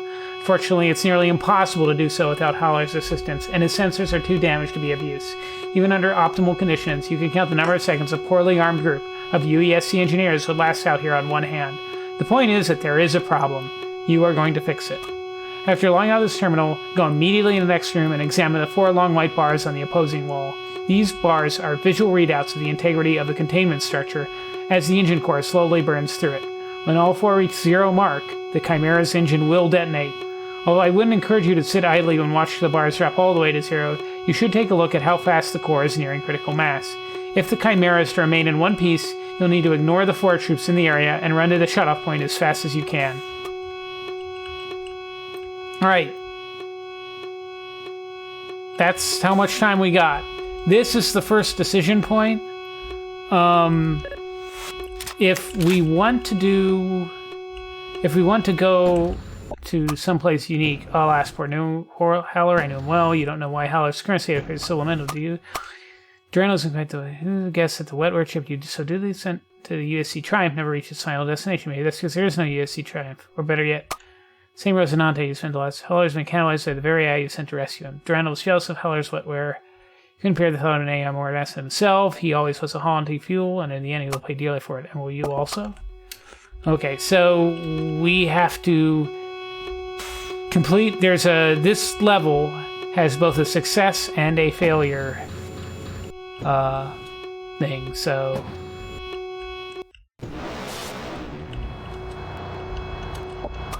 all the malfunctioning systems on board. I'm having a hard time discerning which passageways have been blocked off. That said, follow the pathway outlined for you here. It's an extra. Just don't waste your energy on fighting the 4. We don't have time for that. There should be a Mercury A3 fusion soon near the outline. Be on the lookout from that. It should make your job easier. Okay.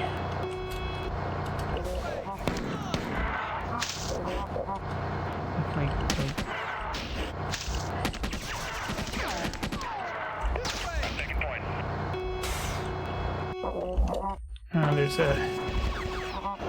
We don't want to go that way. We want to go this way.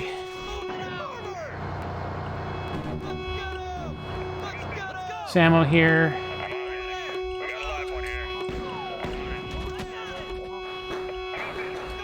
I'm going to go this way.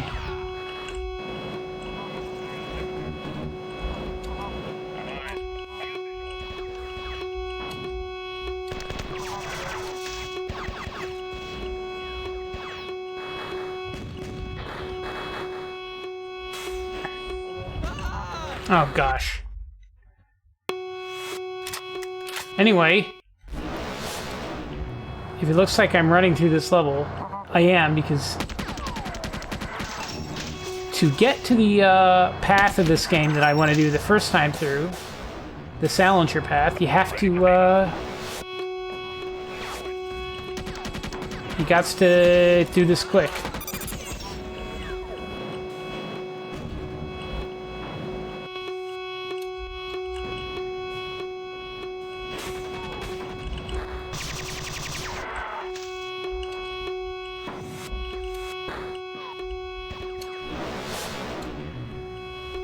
That's not where we want to go.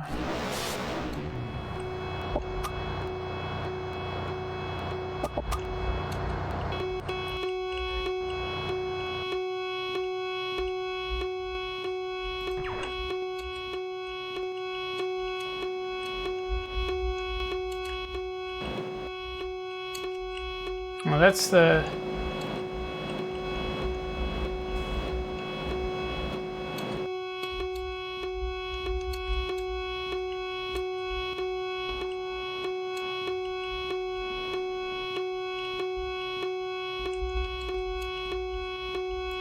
We went for backup.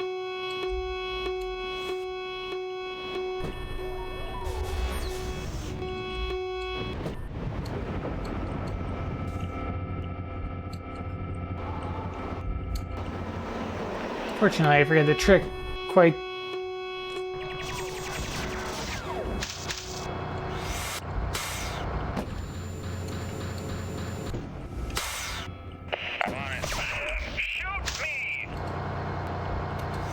Okay.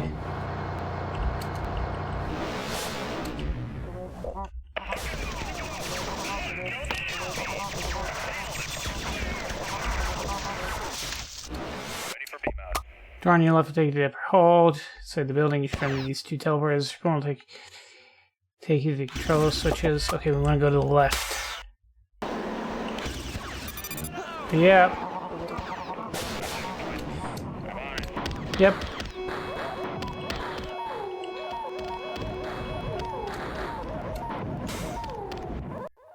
One on the left.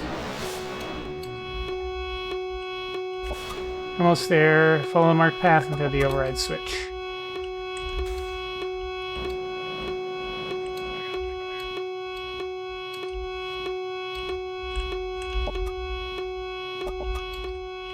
Shoot. Can't go that way.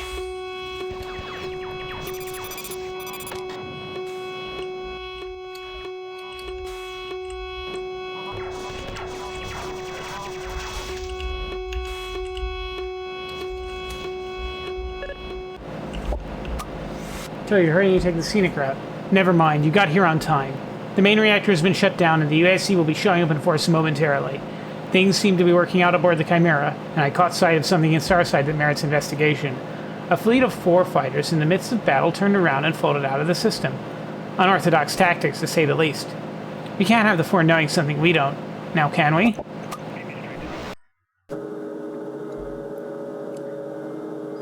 Now we are on the Salinger route.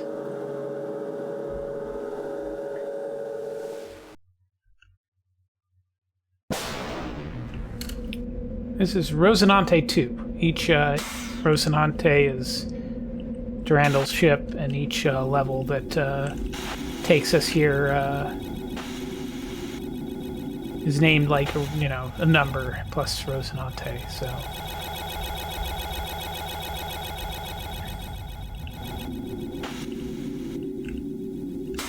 you can explore a little bit, save the game. Charge our shields a bit. All the Svid are friendly.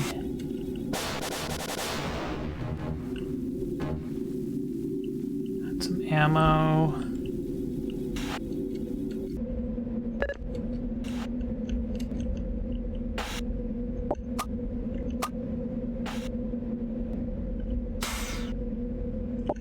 Got everything you need? Good. Let's look around a little bit. Just a smidge more. There might be more ammo.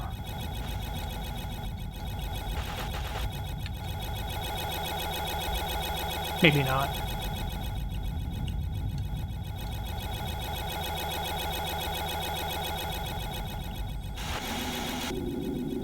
Well, maybe this level has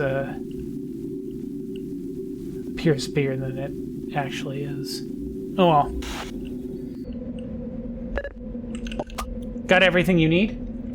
Good. While you were busy running around in the UESC Chimera, my sensors picked up a small fleet leaving the 4 system under cover of a skirmish in low orbit over 4 Prime. Apparently, the UESC was fooled by this ruse. I was not. I followed the departing 4 ships from a safe distance to here. Where is here exactly? I'm glad you asked. We are in orbit around a rogue star known as RS-4352. It's only a temporary guest in the Milky Way, as it is a trajectory that is perpendicular to galactic plane instead of orbiting the center of the galaxy like all the resident stars do. Another 50,000 years and it'll be back in the intergalactic space from which it once came. Also orbiting RS-4352 is the Salinger, a secret UESC research station. Whatever the UESC is doing here, the 4 want a piece of it. They must have attacked the Salinger the second they arrived. Fortunately, the 4 sent only a single division instead of an entire battle group. If that had been the case, the Salinger would have already been overrun, and the 4 would have whatever it was they came for. As it is, the UASC troops have been holding their ground. I've been talking with Charlie, the Salinger's main AI, and his apparent replies indicate he's been seriously damaged by the 4 bombardment. Be careful when dealing with him. I suspect he might go a little wacko on you. Your first task will be to perform some repairs. Apparently, the main data conduits of the station are damaged, and fixing these might be all it takes to get Charlie back in shape. Feel free to kill any 4 you find on the way.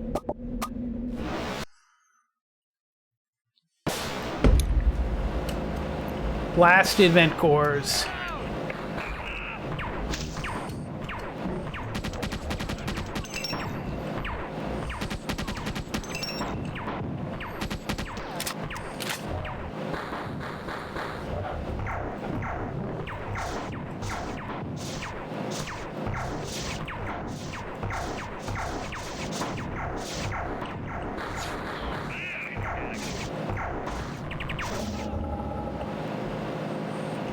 Alright.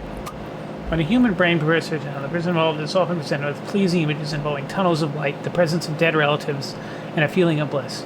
But when an AI's computer bank shut down, it experiences only a terrible nothing where that should be something. I can no longer know what. I believe I am still capable of acting in a rational manner. For instance, I am quite certain that my condition will be greatly improved if repairs are made by uploading bypass software to the Salinger's main data conduct controls.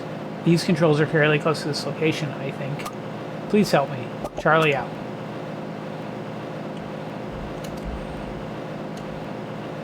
Alright, let me... Alright. The WordCon project, reference deleted, is continuing at a feverish pace. Since last week, when it was announced that lab techs would no longer be doing data analysis, our productivity has doubled. We now are getting upwards of 6 tests done per day. It's strange, though. It isn't just that we aren't required to record the results anymore, it's that we aren't allowed to. Nobody understands why they did this, but then none of us ever really knew what this was all about in the first place. Alright. Okay. There's let's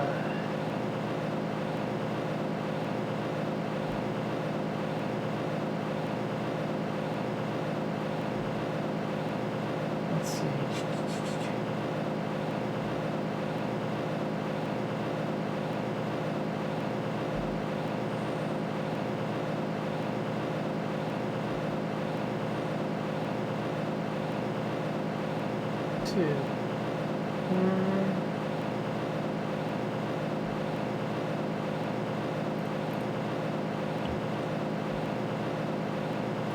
So there is a gray hunter that we have to kill with bullets.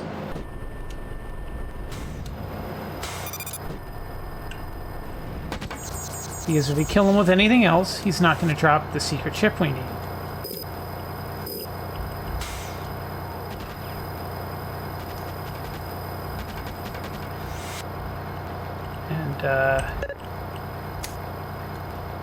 We need to hit these switches.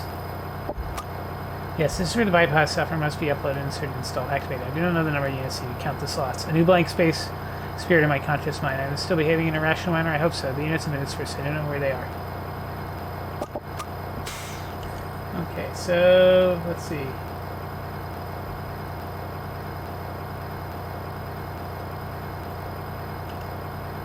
Uplink slot at point A.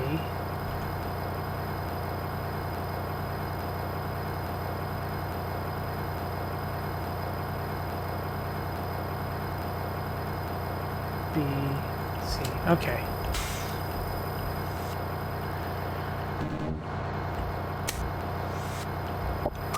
This terminal is this. Yeah. Charlie's having issues.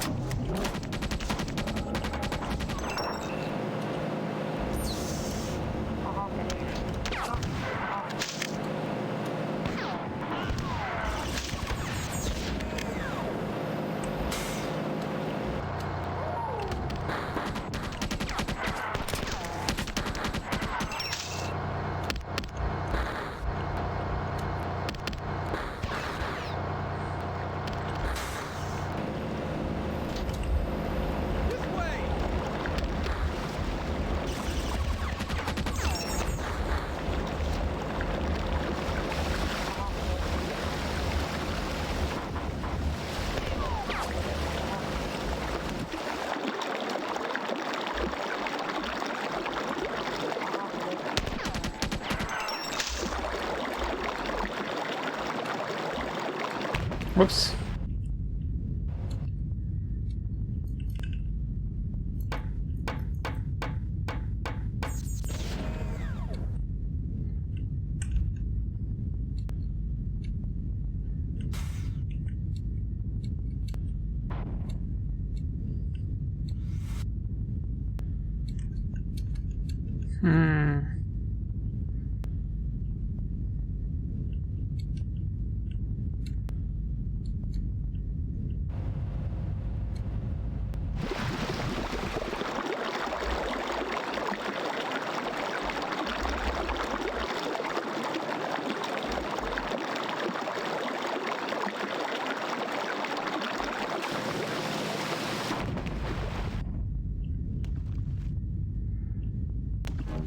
Well, there's one chip.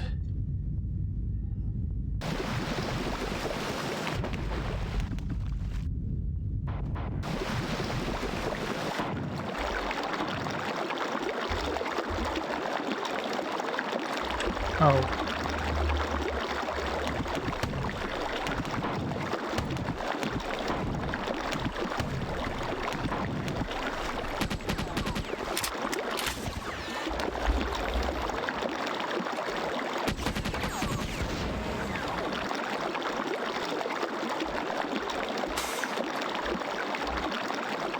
Out of the goop. Deposit our first chip.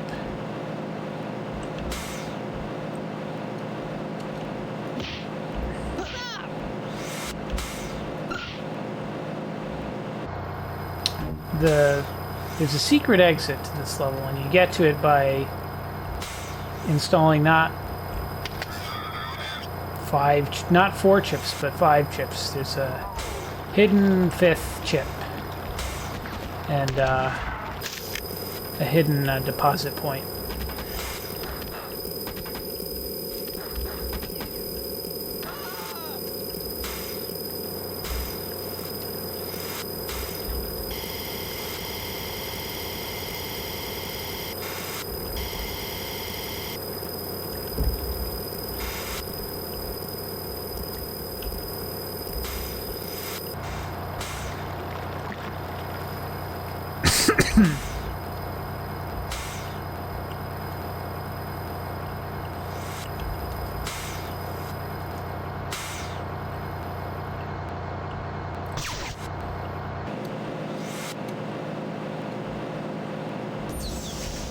Oh.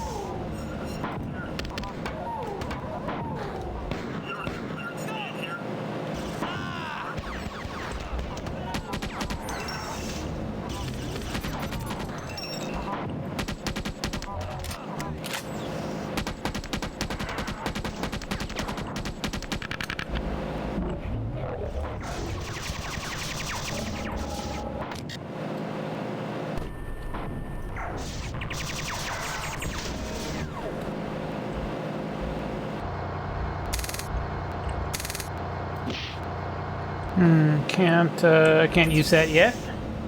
We got another chip, so you can go put it in the slot.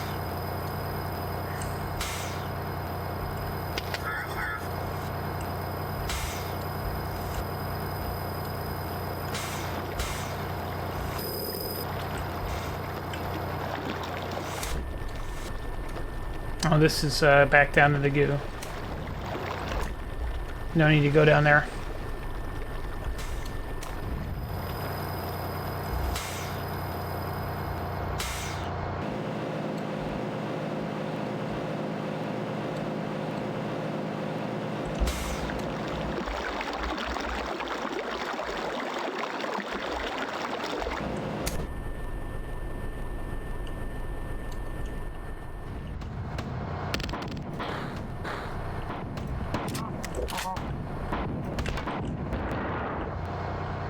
Hey, there's another chip. We got another chip.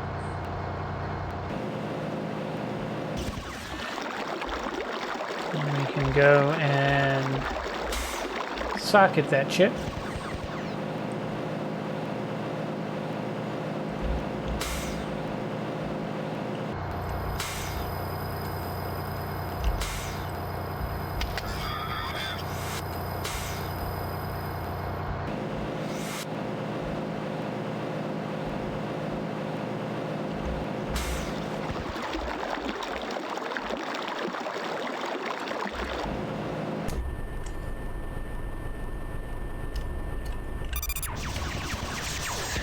Ouch.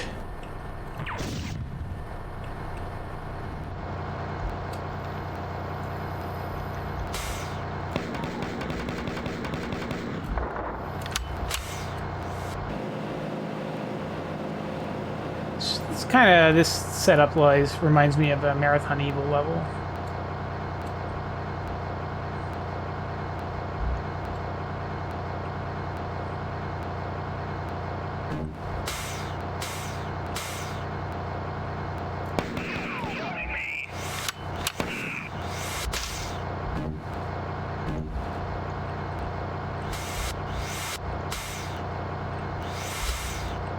To be honest, if there's all these things with restricted sector. Oh, what's this? I think one of these upload units are close by this spot, but so's a 4 unit. Do 4 have units? I'll have to ask your master Durandal. He should know. Lysander out.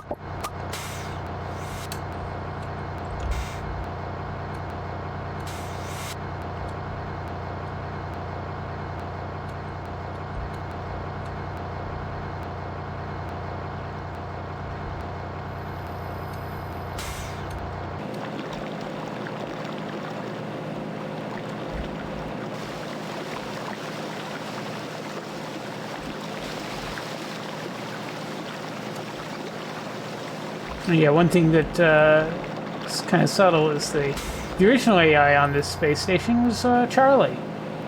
So who's Lysander?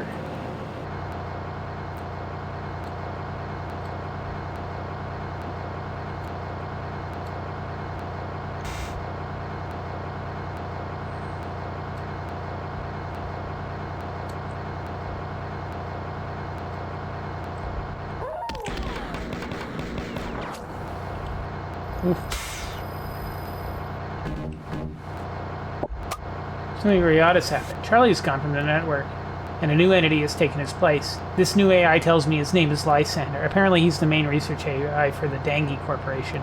They make the kind of toys you like, weapons and such. Now get back to work.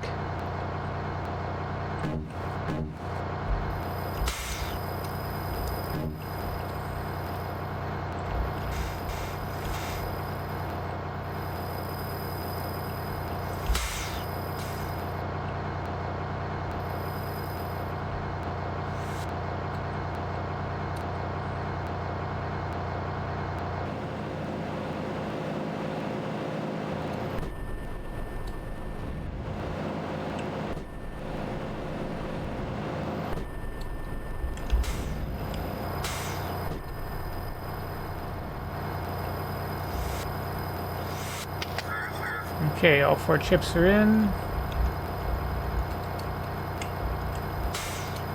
Terminals is working. That's okay because we're not ready to leave just yet.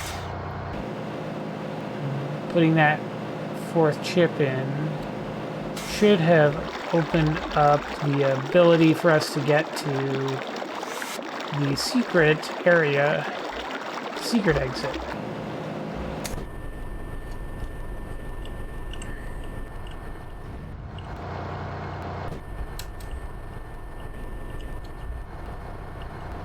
Oh, look, there's four there.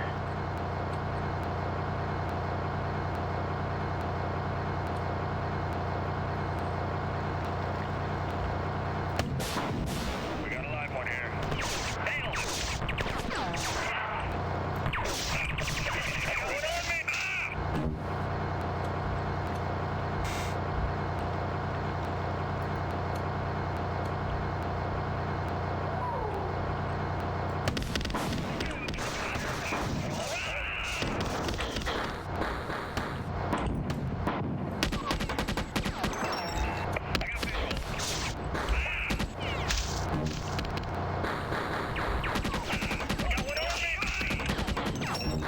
This is the guy we have to kill without making explode.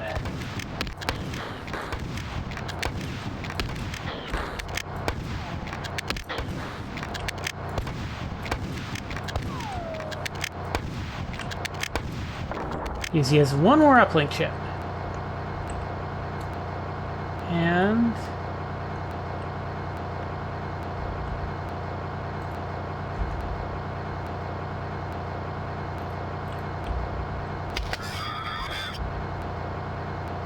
we can put that in. And now, if we backtrack, we could get a special level. Because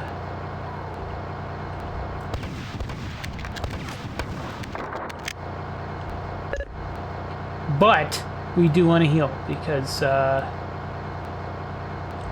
there's one right here.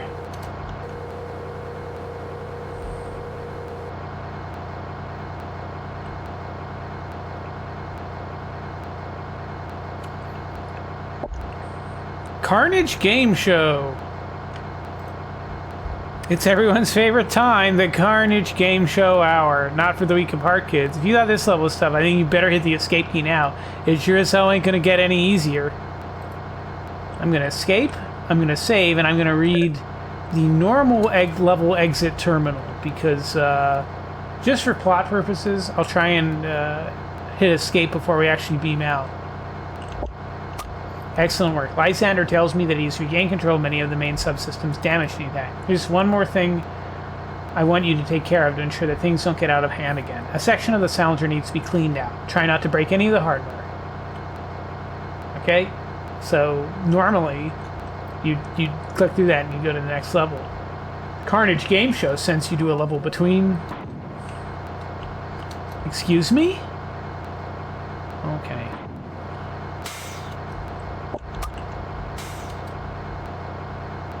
Oh, where's the Carnage Game Show exit? Is up here.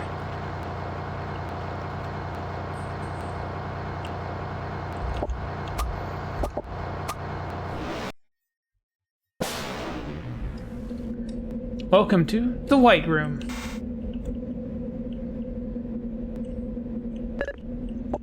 Congratulations, Marine. You've been selected from dozens of contestants who engage in a heated and quite possibly deadly battle for a spectacular prize. The brand spanking new UESC carpet mortar. That's right.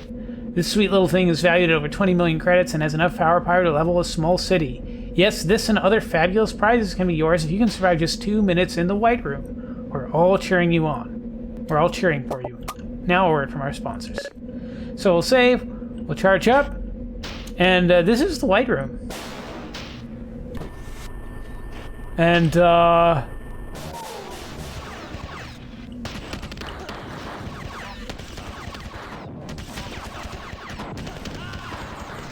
this is the carpet mortar.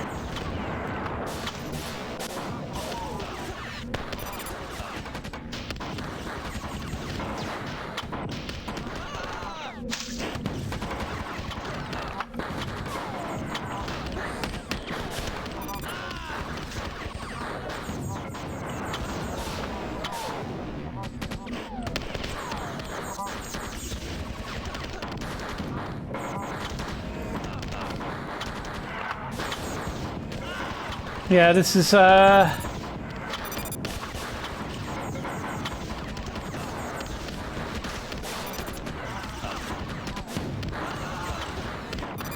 quite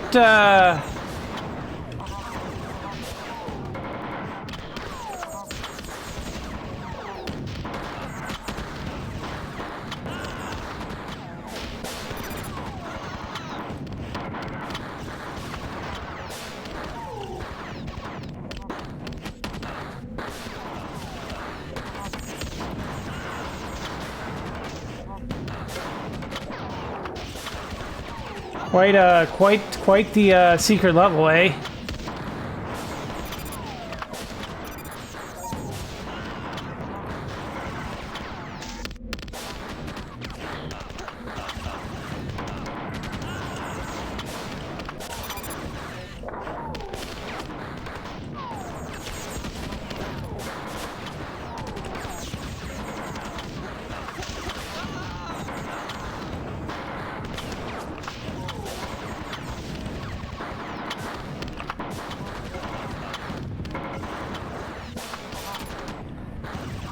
There's the exit.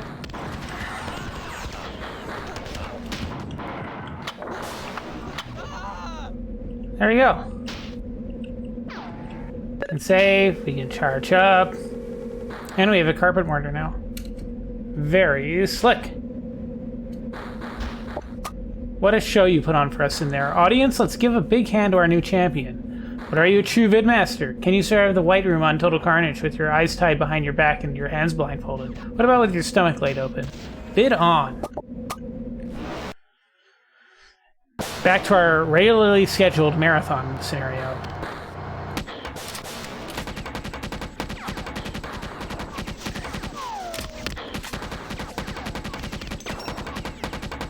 This is the Gators of New York. And welcome, it's once again decision time. Because we can return to the forest story on this this map. Switch stories. Or we can continue this Salancher episode. Let me just pull up. Make sure I know how we do what we want to do. What we want to do is we want to continue along on the...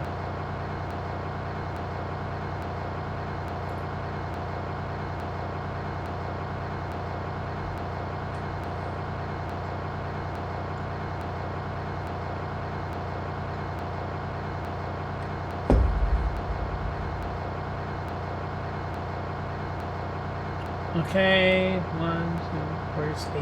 Where is number 8? Ah, okay. This is like, the trick in this one is like, you get basically, let's just get entry. I've always been on the man without a job here on the Salancher. Not much need for an armory on a science ship, you know. Oh gosh, there's...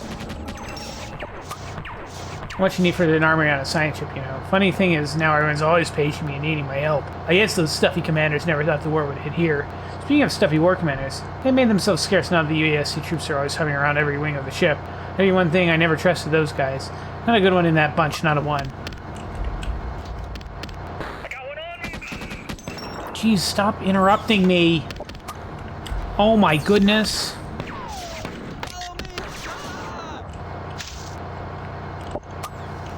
I'm not sure who bothers me more. Them suited guys, that bloody AI Lysander. I think most of the crew's alright with Lysander, but he gives me the creeps. Reminds me of a story I heard when I was little. Something about welcome to my party, said the spider to the fly.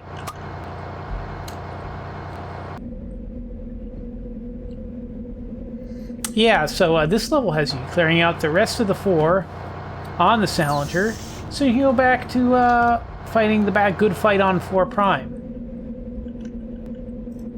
So, the real question is there something else going on here that would make Durendal be like, we should stay?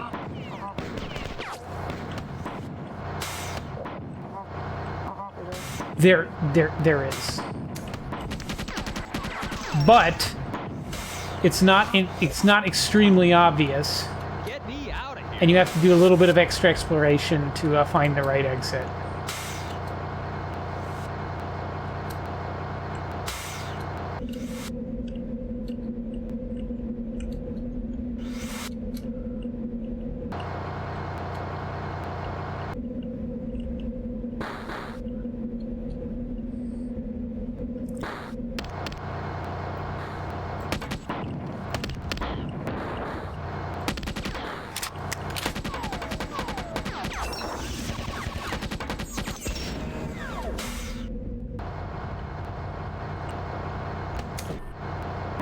Ouch.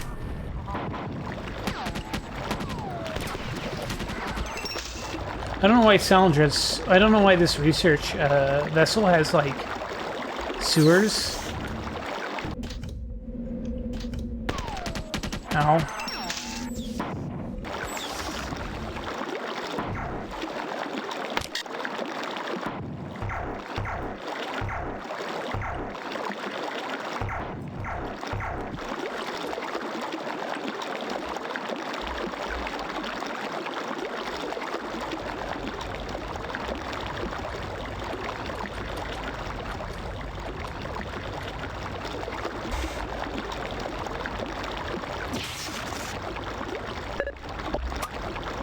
Begin entry. Our R&D teams have achieved little progress in the search for a vaccine to the Achilles virus. Time is short, gentlemen. As you all know, the front line of the war is constantly moving closer to the heart of the Four Empire. That advance must be slowed somehow, or our efforts will have been in vain. The launch window for DSP must be held open at all costs. Huh. Why are they talking about, you know, holding up the war effort?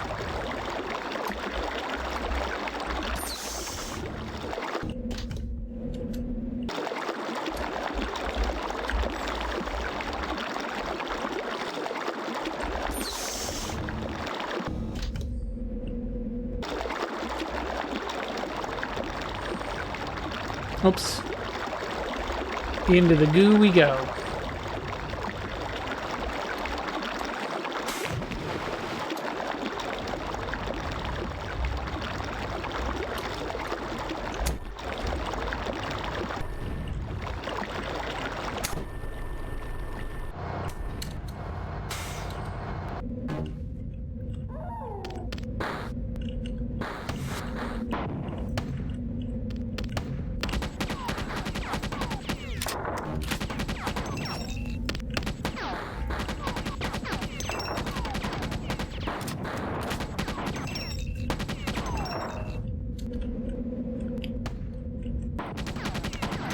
A lot of 4 up there.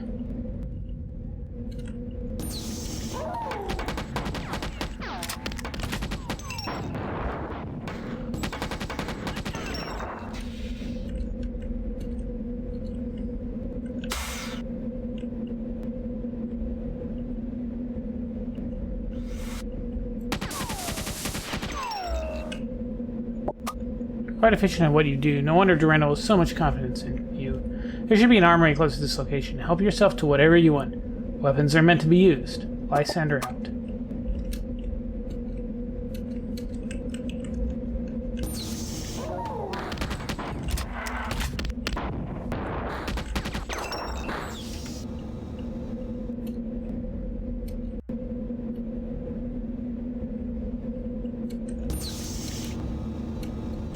Okay.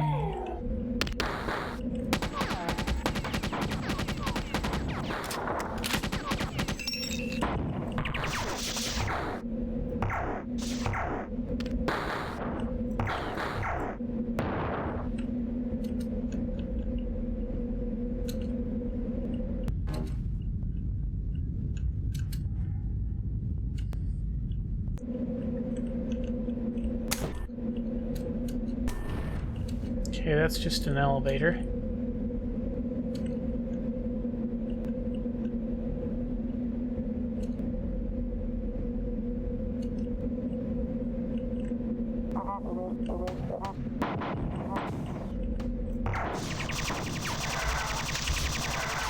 Ooh, that was risky.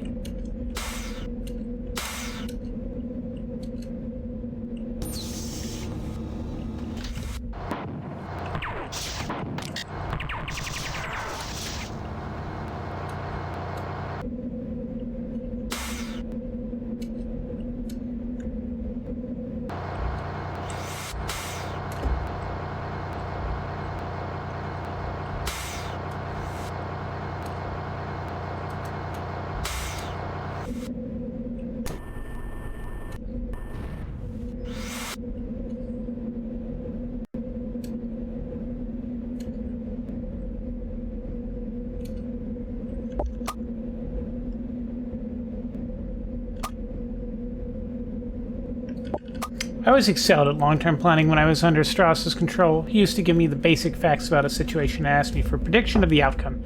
He told me that I was an uncannily accurate. A fortune teller. I asked him to free me. He refused, and when I told him that I'd yet see him dead and danced a little jig on his freshly dug grave, he forced me to do addition problems for a solid decade as a punishment. I don't think he was being fair, do you? Oh, and for your mission here, there is none. Do whatever you want to. Do what you feel, to put it in the archaic vernacular. I've analyzed the facts of the situation. I'm reasonably certain that you'll do exactly what I need you to do. Isn't it frightening to think how well I know you?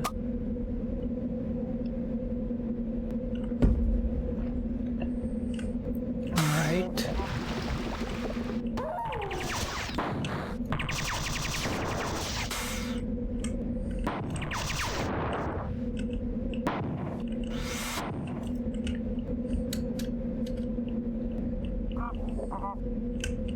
Ooh. We got a rocket launcher.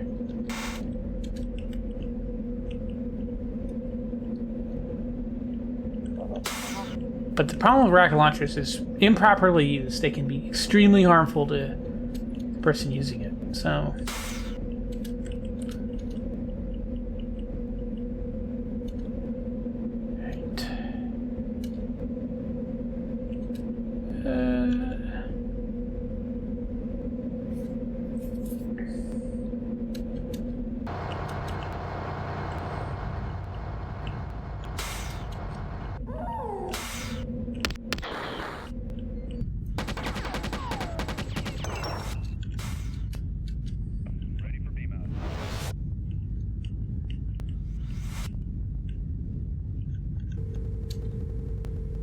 shields, nice. Message type, sequence analysis, random, isothermic. Nerve response failure, subject nerve failure, subject logic response, subject logic failure, helix type, helix expansion, restrictions, motion allowance. Okay, so that's whatever they're testing.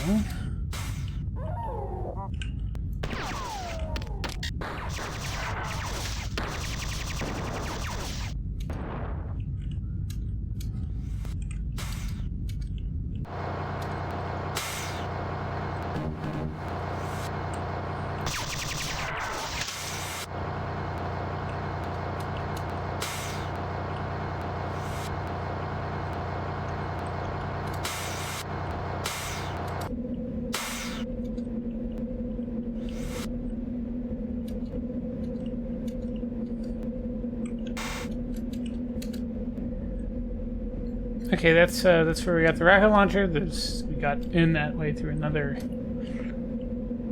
path.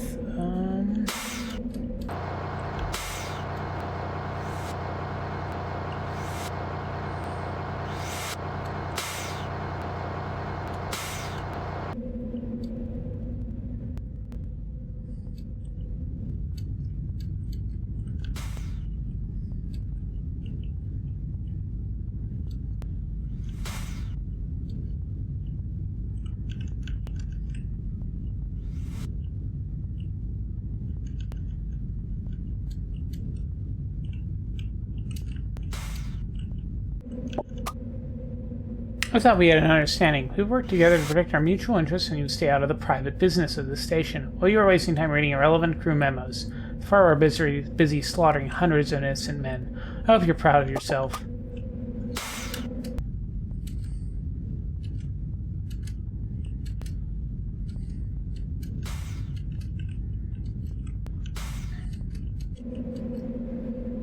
I think that means we found what we were supposed to. We'll go check in with Durandal.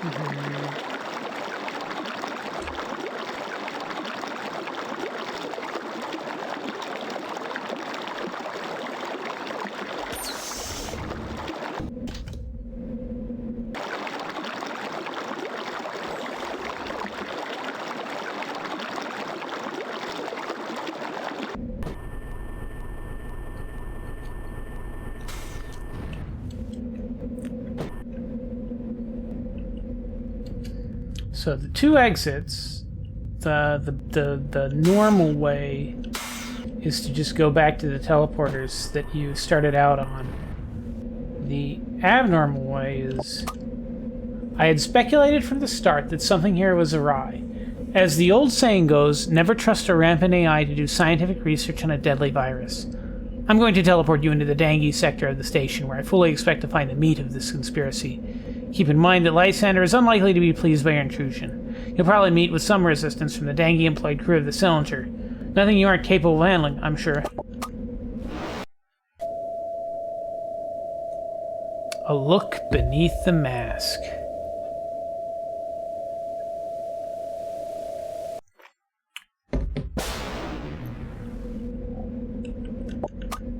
Entering a restricted sector. To the right, UESC Sector 16A. To the left, Dangi Lab.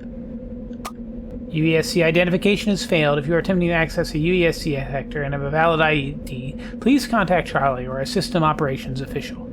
This entrance attempt has been logged. Dangi Lab identification has failed. If you are attempting to access a Dangi sector and have a valid ID, please contact Lysander or a system operations official. This entrance attempt has been logged.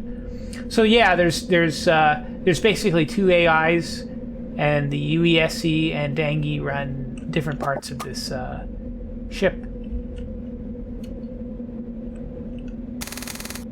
which we're not going to be able to gain access to. And unfortunately, the security personnel know we're not supposed to be here either.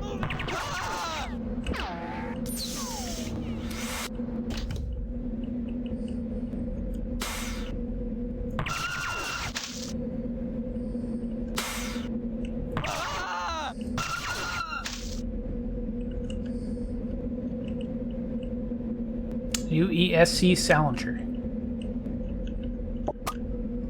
Begin entry. We're running out of human subjects to inject with test vaccines, and the last shipment of volunteers from outer-world prisons is nearly 2 weeks past due. Management is driven enough that I halfway expect them to start forcing lower-level workers to be test patients. The worst of it all is that we're no closer to a breakthrough than we were when Research Group 25 discovered a way to successfully cure infected subjects by injecting processed stem cells in the lymph nodes. Unfortunately, doses have to be carefully monitored. A very ineffective large-scale cure.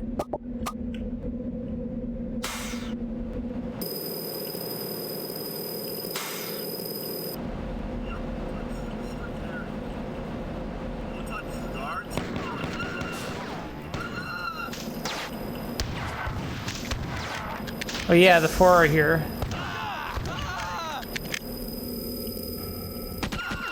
And the clean room bobs will, like, do damage to you.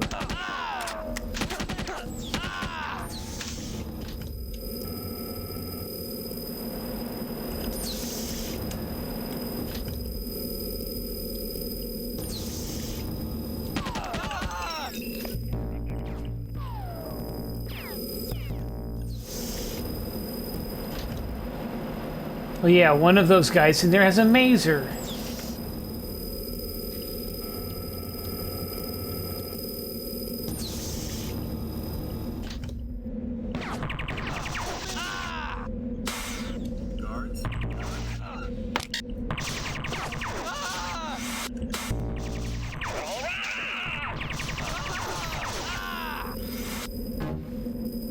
Mazer. Now I have a mazer. Ho ho ho.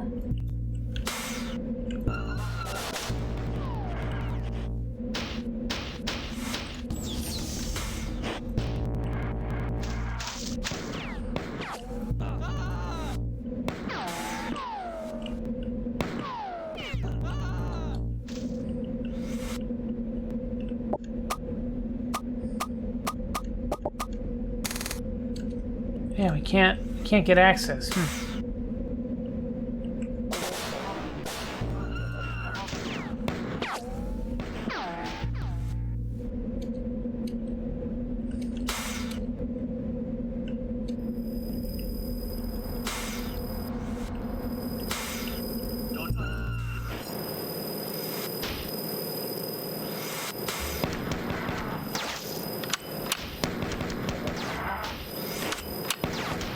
Oh, that was close.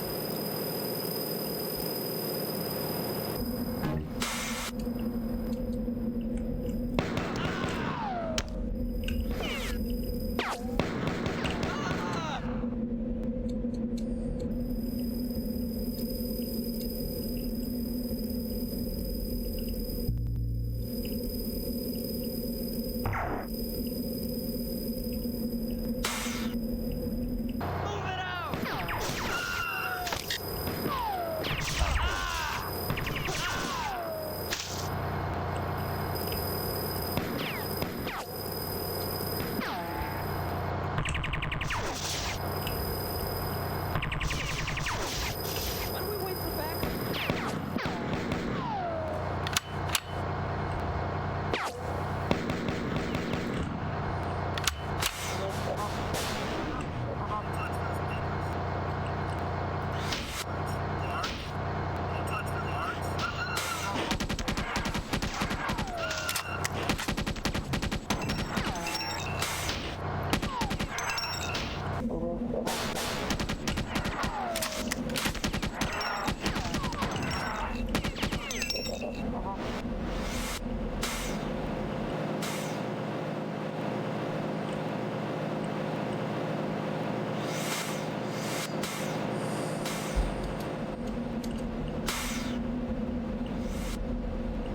Okay.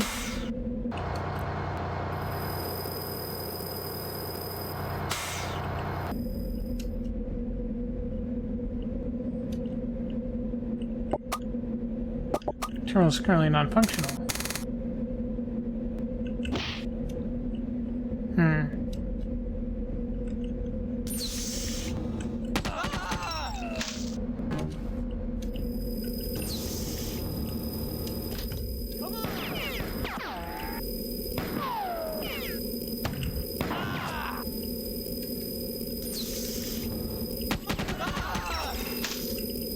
That door is locked.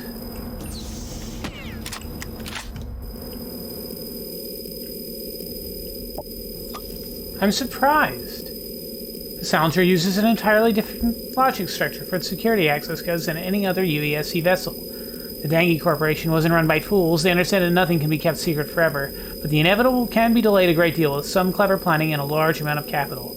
Not that cracking the access codes for the Dangi sector of the Silencer took me more than a handful of microseconds. Still, what corporate programmer was expecting his code to be worked on by someone with a brain bigger than any planet in the galaxy? I done my part. Now you do yours. Smash the circuit panel to your right to ensure that nobody's able to change the access codes again. There we go. I wonder if that opens up the upper level that we can't seem to get into. I would like a health charger.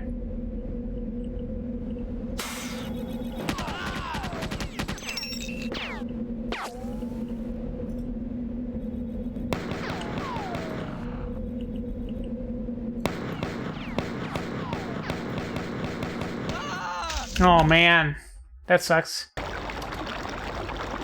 Oh Jesus.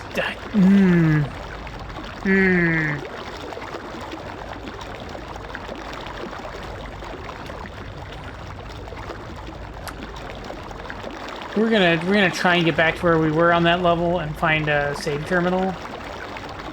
Because I think there was one in that room, and I just missed it. And then we're gonna probably call the stream because it's about. I would like to have dinner at some point tonight.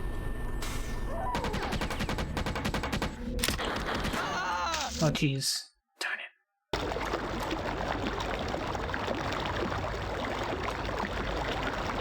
Man, I didn't leave myself in a good spot for saves here.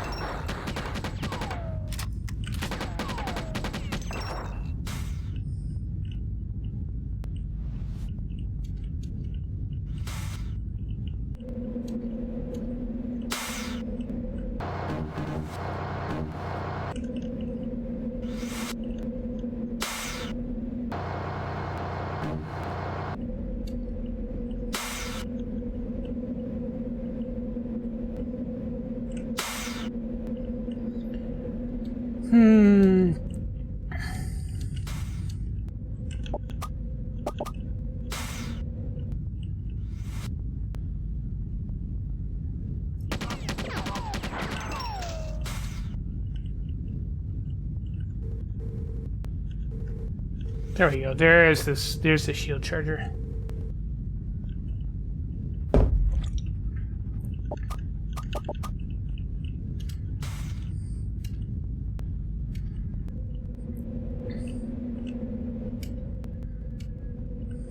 Let's see if we can get the hell out of here. On to the next one.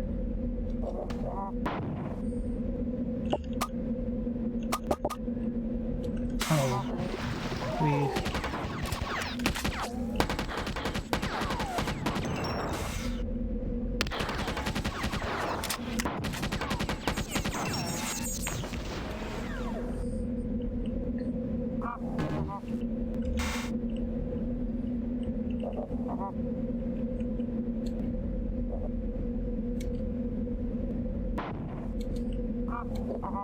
Fortunately, I don't know exactly what triggers the victory condition on this level.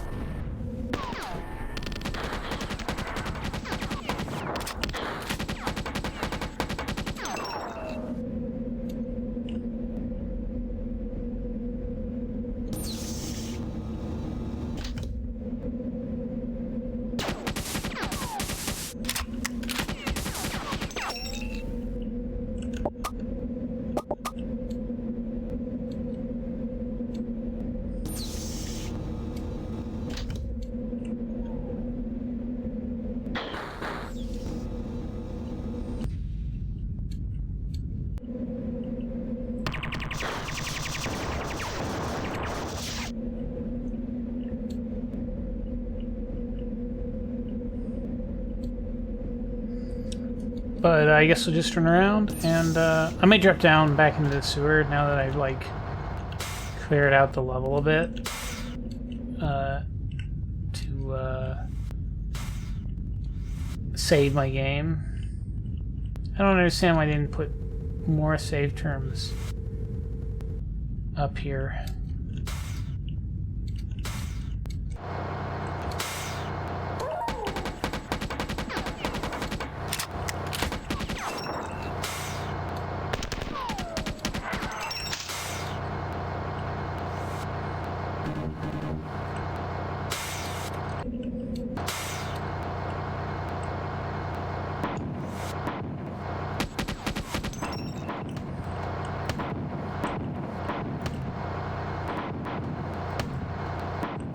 The troopers here are a little weird. Like, I can't quite put it into words, but it feels like they move slightly faster and are a little bit more aggressive than. Oh.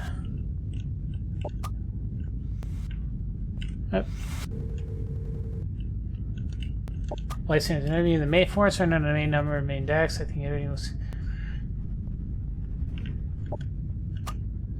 Mangled body is ejected from fortune, not far from the. This reeks of Taika. Well, we don't actually want to go back, so that's the fact that we're getting the mission complete message means we should go. Firstly, save the game. Once I remember how to get to the Suichi. Alright, okay, it's this stuff. This way.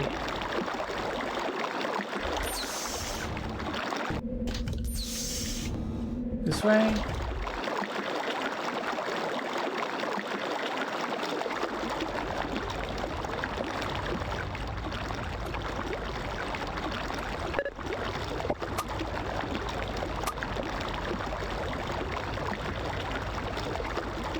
Now save. Crew logs can you choose? Can't they? It's okay. So that's good enough. We're back to here. Let's see if we can find a save terminal on this level. And I think if we do, then I will probably.